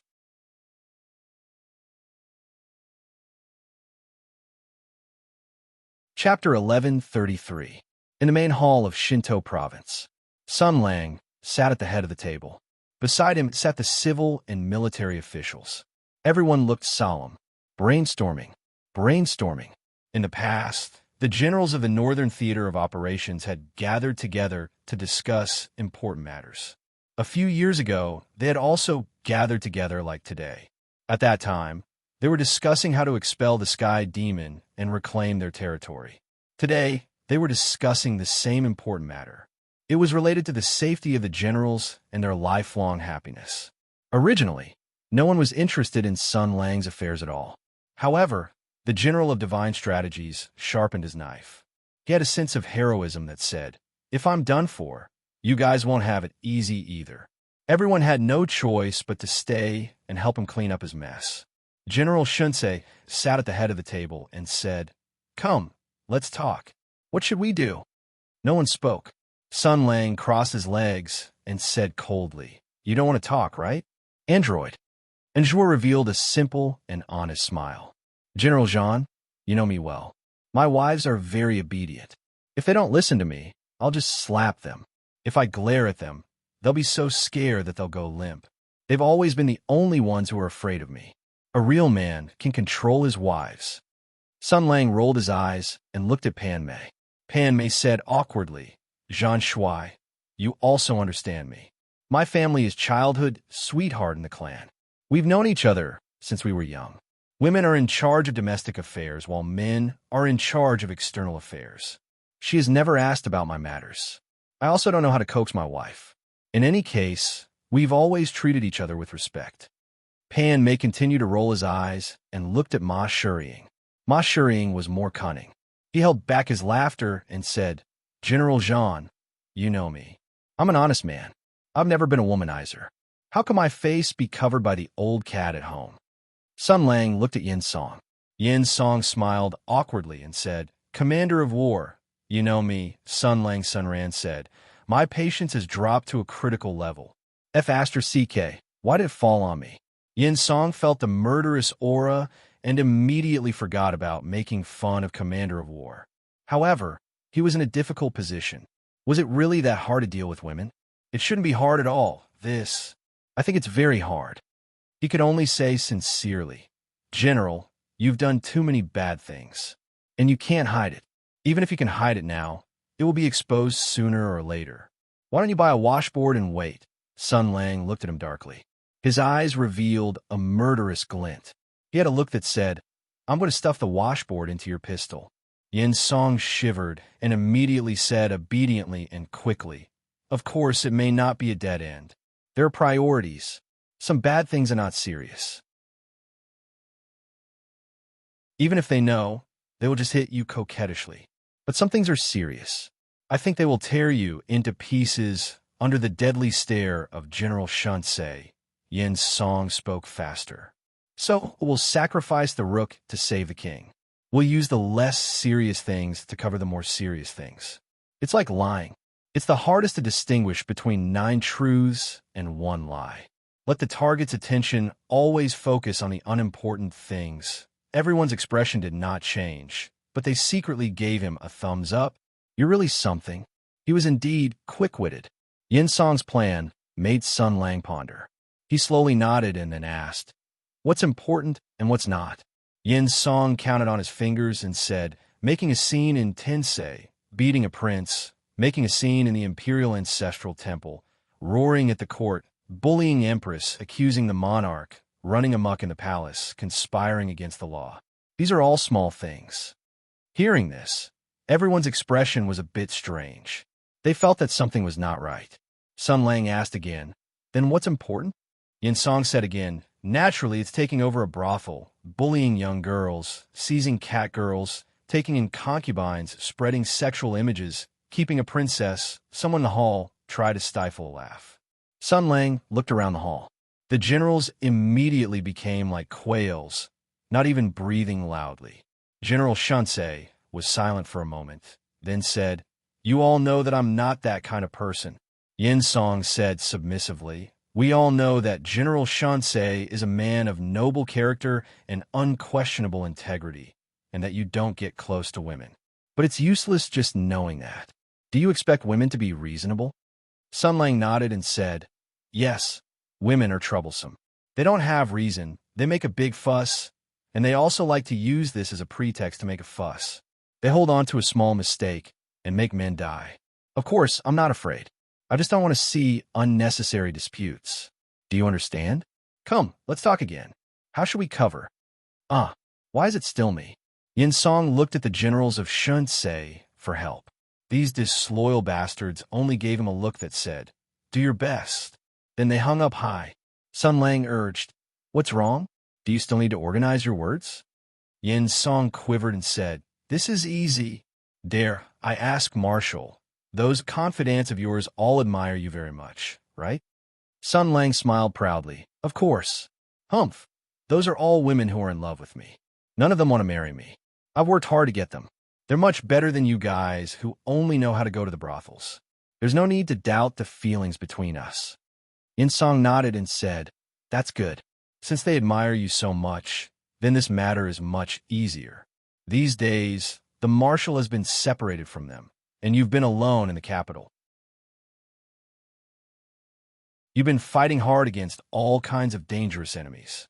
It's hard to describe all the dangers in a few words. You've been in danger everywhere, and you've barely made it out alive. Android listened attentively and couldn't help but say, Wait a minute, fighting hard in dangerous battles? Why do I feel that the marshal is having a lot of fun scolding and smashing along the way? Yin Song glared at him and said, Do you want to say it? Android immediately smiled and said, I'll shut up. I'll shut up. Anyway, that's it. Yin Song said, We can slightly modify this statement to make the situation seem more dangerous, to make the marshal's actions seem more dangerous. You see, your confidants are in love with you. If they find out that you're in danger at every step in the capital, they won't have the time to care about other details. They'll definitely throw themselves at you, asking about your well-being, worrying about this and that. Sun Lang's eyes lit up. Good idea. Yin Song smiled and said, Marshal, you already have a plan in mind? Sun Lang said excitedly, Of course. I already have a preliminary plan in mind. Yin Song cupped his hands and said, As expected of the marshal, you're quick-witted and resourceful. Your subordinate only raised an idea, and you immediately came up with a complete plan. Really? All right, don't flatter me.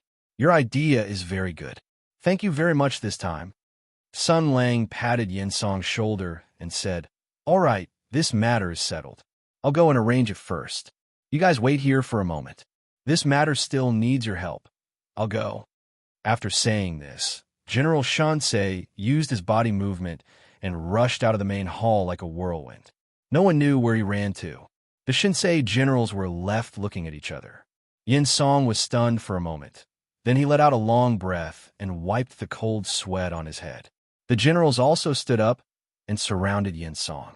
They reached out and patted his shoulders and arms, looking very admiring. Pongji, who had been silent because of his lack of relevant experience, praised sincerely, Old Yin, you spoke well. I didn't know that you had this kind of ability. Shan Xiongxin also smiled and said, As expected of a scholar. I was stunned listening to you. You scholars have a lot of tricks in your stomach. We can't compare to you. Pan Mei directly hugged Yin Song's neck and said, Tell me honestly, you're so experienced. Is it because you've been in real combat too many times? How many times have you experienced this kind of calamity? After a period of noise, Yin Song finally let out a cry of surprise. You guys don't know? He said in surprise, How would I know these things? It's just that the marshal urged me to hurry, so I had no choice but to talk nonsense. Why did you guys take it seriously?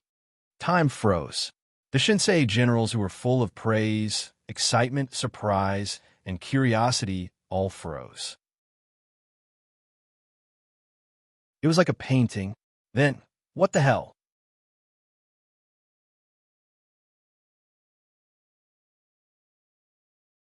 Chapter 1134. Torment. If there was a word to describe the mood of the generals of Shinto province in the past 2 days, it must be torment. Their bodies and minds were tormented, and they even beat up Yin Song 5 times. The situation was like this. The Shinsei General Sun Lang, who ran amok in the imperial capital, bullied men and women, and did all kinds of bad things, his rampant and carefree days had come to an end because his lovers were about to arrive in the imperial capital. In other words, the earth-shattering and terrible things this guy had done in the past few days were about to be put in front of those women. Putting aside his great achievements in destroying the imperial family for the time being, in addition to roaring at the Golden Palace and manipulating the imperial court, this guy also made all kinds of mistakes in lifestyle. He flirted all day long, and his hunting range even exceeded that of humans. He reached out his evil claws to the cat girls of the Greenwood Kingdom, and even the young girls were not spared. One could imagine what kind of fierce storm General Shansei would have to face when the time came. So he was anxious, helpless. He could only gather the wisdom of the masses and gather his subordinates to ask for a plan. But everyone was also very desperate, and they had no similar experience. The women at home were either docile and tolerant, virtuous and magnanimous, or were arranged by their parents. They were completely unable to understand the troubles of the young boys in Jinling. In Tao Yuanming's words, ask what is the Azura field, and you don't know how to learn in vain, whether the chopper or a knife. They couldn't do it. They couldn't do it. But the problem was that Sun Lang was extremely narrow-minded, extremely vengeful, and good at taking out his anger. If everyone had the idea of watching a show, he would really want to perish together with them. So when he asked everyone for a plan, everyone was also very embarrassed because they had no clue at all. They couldn't come up with a plan, and they were also afraid of being taken out by this guy's anger and revenge. Having such a leader was really a headache. The one who was forced to ask the question by the leader was Yin Song, who was known for his love for his wife, his quick thinking, and his quick thinking. Due to Sun Lang's abuse of power, he opened his mouth and said a string of wonderful words. General Yin was greatly pleased and repeatedly praised the idea, thinking it was ingenious. He also decided to use Yin Song's proposal as the guiding ideology of the anti-hatchet operation. Centering around this, General Sun launched various survival operations and arranged many plans and routines, with the safety of his life and reputation as the top priority, deeply implementing Brother Cheng's great fighting spirit. However, there was a problem. Yin Song was just making things up. As for the Jinling boy, he didn't have any experience and actually believed it without thinking. Moreover, he really treated Yin Song's nonsense as serious business. This was too exciting. If anything goes wrong, we will all die without a burial ground. Today was the 6th time that Yin Song had been beaten. It's my fault. Old Yin struggled and resisted with all his might. As he struggled, he shouted, "All of you are pretending to be stupid and let me deal with him alone. What can I do? I'm also in despair. In that kind of situation, if I didn't say anything, I would die. How can I not go along with what he wanted? If you felt that something was wrong, you should have said a few words at the time." Everyone was speechless, but they gritted their teeth and then unreasonably continued to beat him.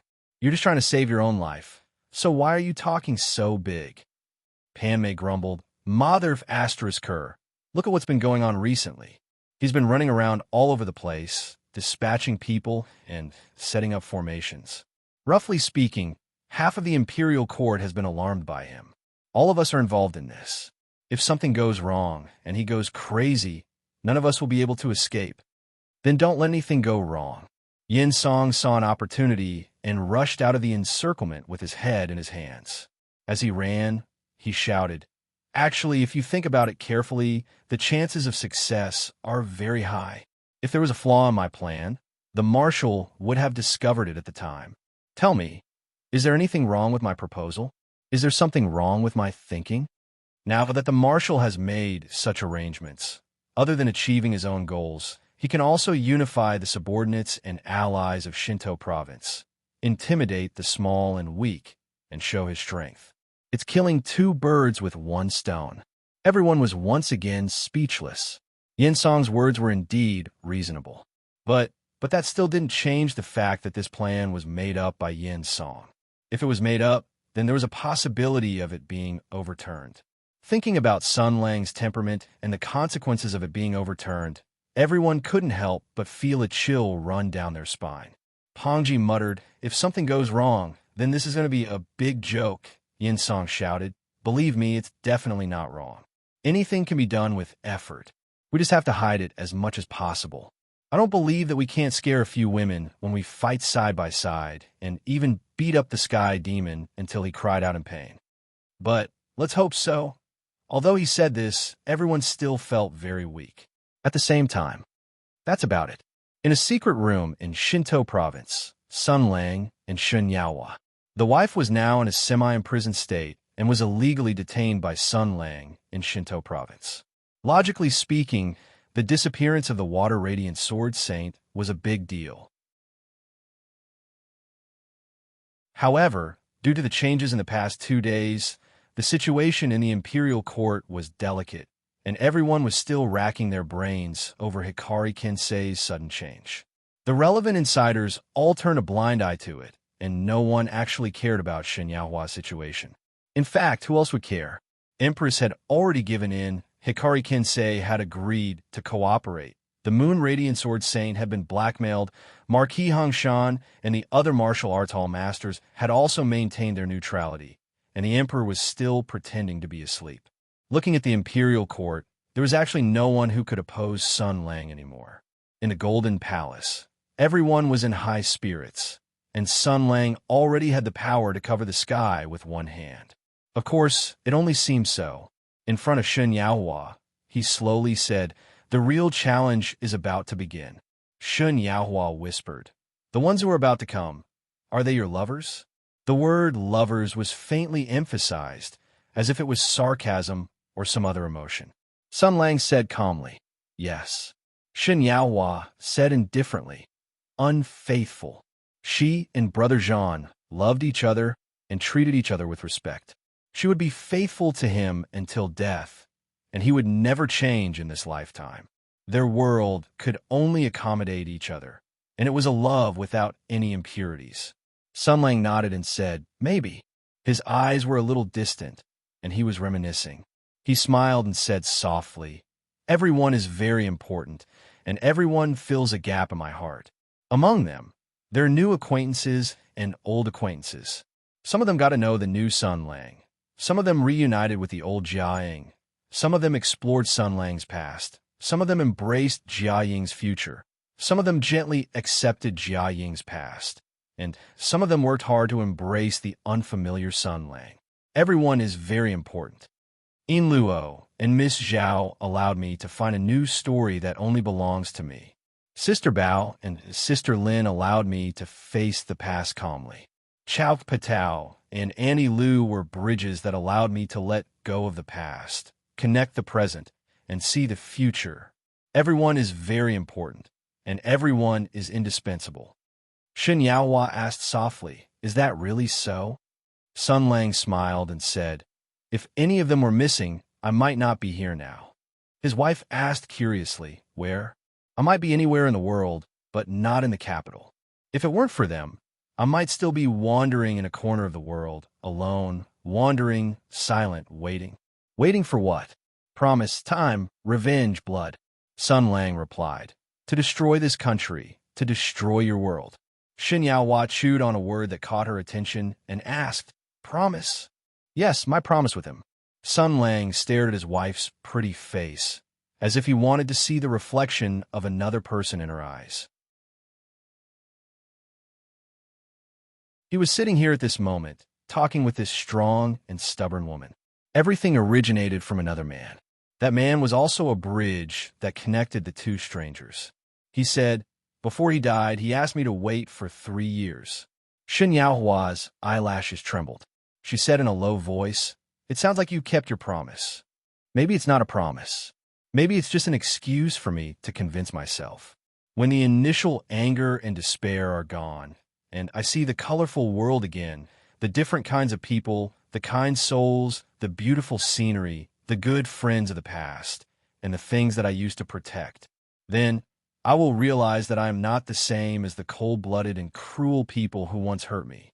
Shen Yaohua gave a rare smile and asked, "Is it also because of them?" "Yes, I've already said that they are very important." The air suddenly became stagnant, and the boundless chill quietly grew.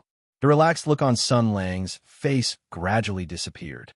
He whispered, "I've also said that the real challenge is about to begin." Shen Yaohua didn't seem to notice the change in the atmosphere. She continued, "These days, you were able to run rampant in the capital because you had no worries. Now that they have come, they're not as resourceful as you. This is a weakness. You brought the people you care about right under the eyes of the enemy. Before this, some of them were in Mingzhou and some were in Summerzhou. They were beyond my reach. My sword was not enough to completely protect them. As a result, I had to carefully pay attention to every movement and didn't dare to push the emperor too far. I also had to gamble that my enemy would be cautious and rational, not daring to provoke me too much before winning, so as to ensure their safety. Sun Lang said, "Now that they have come under my protection, I think they are safer than before. But for this, I have to work harder and be more careful," as well as his gaze stopped on Shen Yaohua's face, and his eyes became more and more fierce. Shen Yaohua looked back at him calmly and asked, "Are you wary of me? You have reached an agreement with the emperor, but your attitude is ambiguous, and your motives are questionable. Moreover, you have been blinded by love and believed in the nonsense of your husband's resurrection.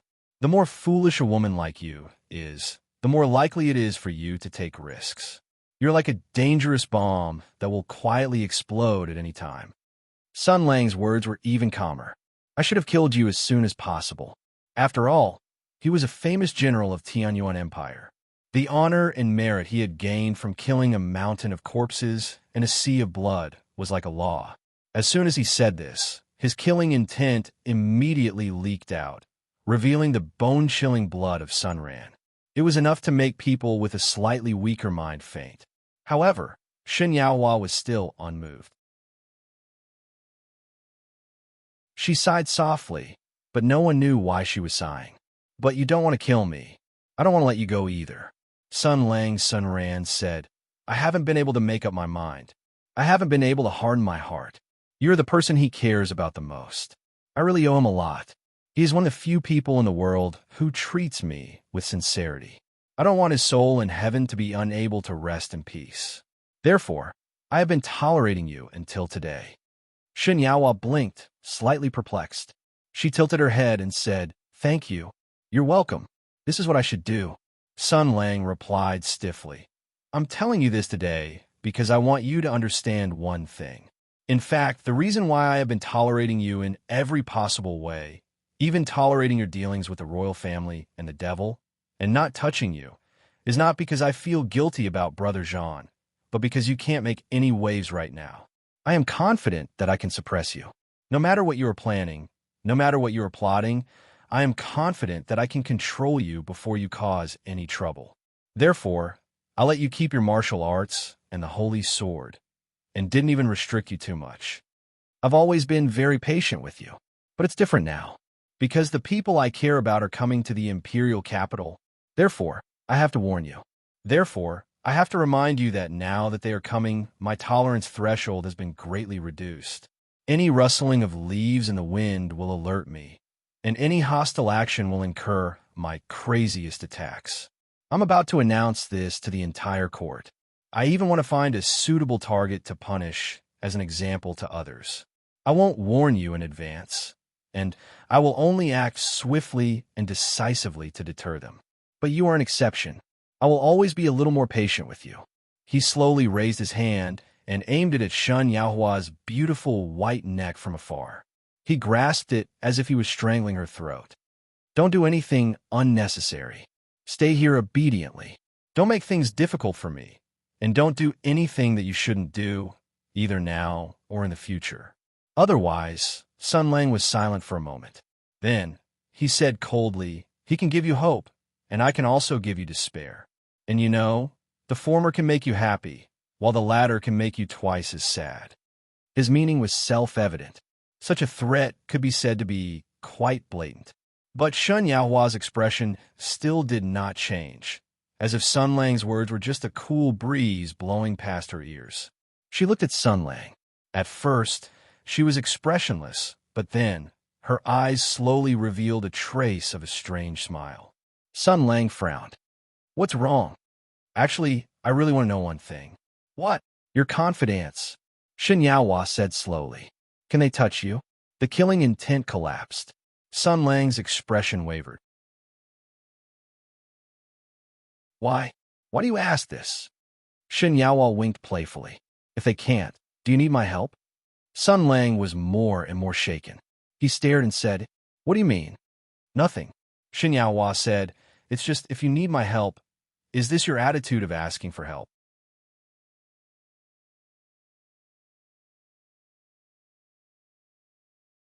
Chapter 1135.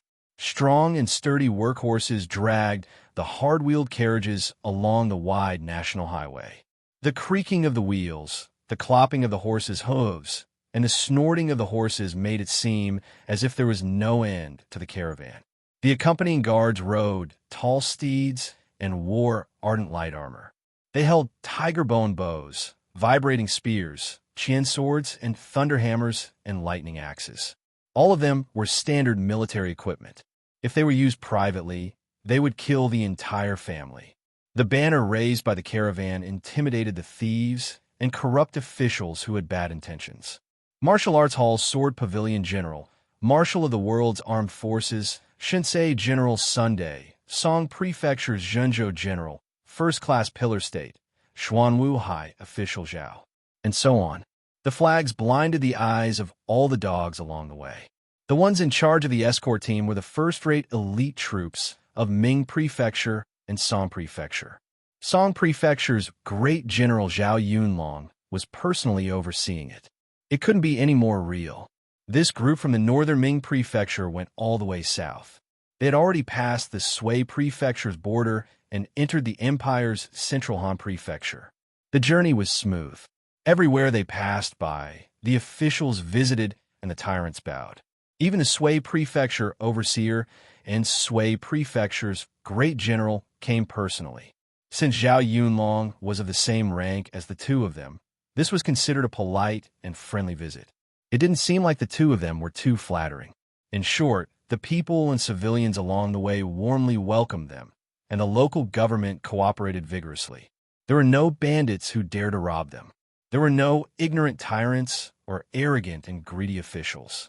There were also no bandits. The Sui Prefecture's local officials took out 120% of their sincerity to receive them. They even sent out their own troops to carefully serve this group of great masters as they crossed the border. There was only one reason: because the Empire's administrative communication was very efficient. The news of Sun Lang's return to the imperial court had spread throughout the Empire. Everyone knew that a new powerful official had appeared in the Empire and had done a lot of important things in just a dozen days. As the carriages went all the way south, the news from the imperial court kept coming. The more rampant Great Master Sun's actions were in the imperial court, the lower the backbones of the Sui Prefecture's local officials were. It could be said that it was very real. After many days of careful accompaniment and hospitality, all of Suizhou worked together to send General Shin's family out of the border. Finally, they threw away a hot potato. The entire province was practically brimming with jubilation. After all, it was too tense. They weren't even this tense before. If anything happened to General Shin's treasured family in Suizhou, it would certainly bring about serious consequences that no one was willing to bear. Now that they were finally gone, the ones with a headache were those from Hangzhou City. We'll reach the imperial capital by this evening at the latest. The carriage at the center of the carriages was exceptionally eye-catching. It was a carriage with 4 greenwood variant horses striding forward with their heads held high, pulling the luxurious 6-wheeled carriage. This carriage was custom-made by sharp metal craftsmen, and it was said that it wouldn't tremble even when passing through rugged mountain roads. The interior of the carriage was huge, enough for daily life, washing up, and receiving guests. It was designed for the influential people, and it was a popular export product of the country of sharp metal. The interior of the car was filled with fragrant incense, delicacies, a silk brocade quilt, and a small embroidered table. It was a stark contrast to the dusty environment outside. With money, one could indeed do whatever one wanted. Just like in this underdeveloped feudal empire, the most powerful people could still enjoy a material life that was not inferior to that of the rich people on earth. I wonder how much money we'll spend along the way. Zhang Yinluo sat by the table with her chin propped up as she looked at the exquisite decorations in the room. This carriage was probably as heavy as gold. So she couldn't help grumbling, "We brought so many things and loaded so many carriages, yet we still have to trouble so many people to escort us. Along the way, we're eating, and it's a huge waste of time. How long has this journey been?" Miss Zhao was currently elegantly sipping her tea. Among everyone present, she was the most ladylike. When she heard Su Tao's words, she rolled her eyes. "You're speaking as if you didn't bring anything. Your family can't wait to treat half of your family business as your dowry and stuff it in the carriage to make you look good." In-law's charming face turned red, and she grumbled, "That's my family acting on their own." After the matter in Xiazhou was settled, under the influence of some people with ulterior motives, the name of Shunsei General spread throughout the world. And old Madame Jia's explanation of Sun Lang and Jia Ying's past and present lives was slowly made known to everyone. The little wanderer who had been mingling in Mingzhou was actually the renowned and unparalleled Tianyuan general. This explosive news first shocked everyone in Mingzhou. Marquis Jinggan Fu once again became the focal point of everything. Miss Zhao's power and influence expanded even further. Even the competitors who wanted to arm wrestle with her cleanly admitted defeat. This was all within reason. As for the Zhang family, it naturally boiled over. The news spread especially quickly, to the extent that the other families and branches that had been separated from the Zhang family had also received the news. Family head-level figures all rushed over personally, wanted to have a chat with the Zhang family in Mingzhou. The elders of the Zhang family all had their praises and gratification written all over their faces. Yin Luo returned home with a smile on her face. Her relatives, both familiar and unfamiliar, couldn't wait to offer all their admiration to the young and wise young lady Yin Luo. Everyone looked at her with eyes full of love and joy. It was as if they saw their own pig dig out a rare 10,000-year-old Lingji mushroom. Perhaps it was because they were blinded by greed, or perhaps it was because the information was not equal, or perhaps it was because after careful consideration, the Zhang family completely ignored the enormous political risks that this matter brought. They wholeheartedly wanted to be affiliated with the awesome Shunsei general. As for Yin Luo's journey south to the capital, they gave her 100% support. They also exploded with enthusiasm far greater than Yin Luo's and began all kinds of preparations in an orderly manner. All kinds of local specialties dedicated to the honorable Shunsei general. All kinds of money for the uncorrupted General Shunsei to use in the capital. Some maids and servants who could do some rough work. Some clansmen who had some ability and could listen to the general's orders and do odd jobs. Things like that. They wanted nothing more than to move their entire family to the capital and become one of the empire's wealthy families with the support of their respected son-in-law. Just thinking about such a future was enough to make everyone tremble with excitement. In the end, it was Yin Luo who lost her temper, which was rare, that stopped everyone's increasingly excessive behavior. "He'll definitely laugh at me if I bring so many things over." At the time, Yin Luo loudly complained to her father and the elders of the clan. "You're doing it so obviously, he'll definitely see through it." And now, Yin Luo's status in the clan had also risen. Even this generation's head, which was Yin Luo's grandfather, couldn't treat her purely as a little girl.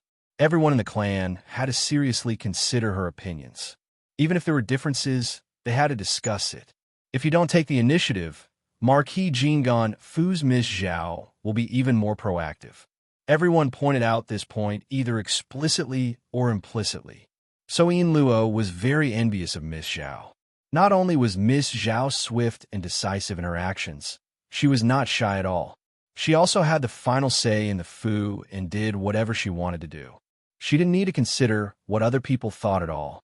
Of course, Miss Zhao was even more proactive. When the various heads of the Zhang family were intensely discussing the gift list, Marquis Jinggan Fu had already started to load up large carts of things. And they loaded up a lot. Miss Zhao was completely planning on settling down in the capital. Marry a chicken and follow the chicken. Marry a dog and follow the dog. That was what she said. Miss Zhao, who was good at managing the household and had extraordinary methods, had even started to prepare a business plan. Marquis Jinggan Fu might be a wealthy family in the north, but they didn't have any foundation in the capital and were considered country bumpkins. Now that they were entering the capital, they definitely had to prepare properties and raise the family status. Otherwise, they would be rootless duckweeds. Sun Lang is very fierce, and it's probably the same in court. After entering the capital, I'll first borrow his power and prestige to properly look for some properties. Then, hearing Ms. Zhao's orderly business methods, Yin Luo felt even more depressed. She really wasn't good at these things and didn't know what she could do after entering the capital. Was it still the same as before? Cook for Sun Lang and wash his clothes and go out for a stroll together when they were bored? He had already returned to being a high-ranking official and had a big house to live in, a chef to cook for him, and skilled servants to wash his clothes. It seemed like he didn't need her to do these things anymore. This kind of worry often troubled the young girl's complicated emotions, but it wasn't to the extent of being downcast. She was just a little worried about her gains and losses, because Sun Lang would always write her a letter, and the contents of every letter would contain longing and warmth. It was an emotion that made her feel at ease, so she knew that Sun Lang was relying on her. I just need to go there myself. And it's just that I want to go. If he likes it, I'll stay by his side. If he doesn't like it, I'll just return to Mingzhou myself and don't need to think about doing anything. Yin Luo often convinced herself like this and reminded herself that she didn't need to worry about Zhao Fei Huang's threats. I don't need to bring so much money and things over. I could go by myself. Those things were all forcefully shoved over by the clan. I can't persuade them otherwise. When she thought of this, she heard Miss Zhao say, "Oh, you don't want to bring them? Then those guns and cannons, what's going on?" Yin Luo's face turned red again. "It's none of your business." Yes, she had brought quite a few things with her. Apart from her daily necessities, she had also brought along all the armory she had at home. From the Flaming Sun Mecha to the Flaming Sun Mecha, she had brought along an uncountable amount of ammunition. These things were enough to equip a small squadron. She had packed a total of 20 large carriages, which was enough to cover half of the palace with firepower. Miss Zhao was speechless. "Why did you bring those things? To fight?" Yin Luo faintly said, "I feel like they'll come in handy." Miss Zhao smiled. "There's no need. Why would Sun Lang let you personally go in a battle?"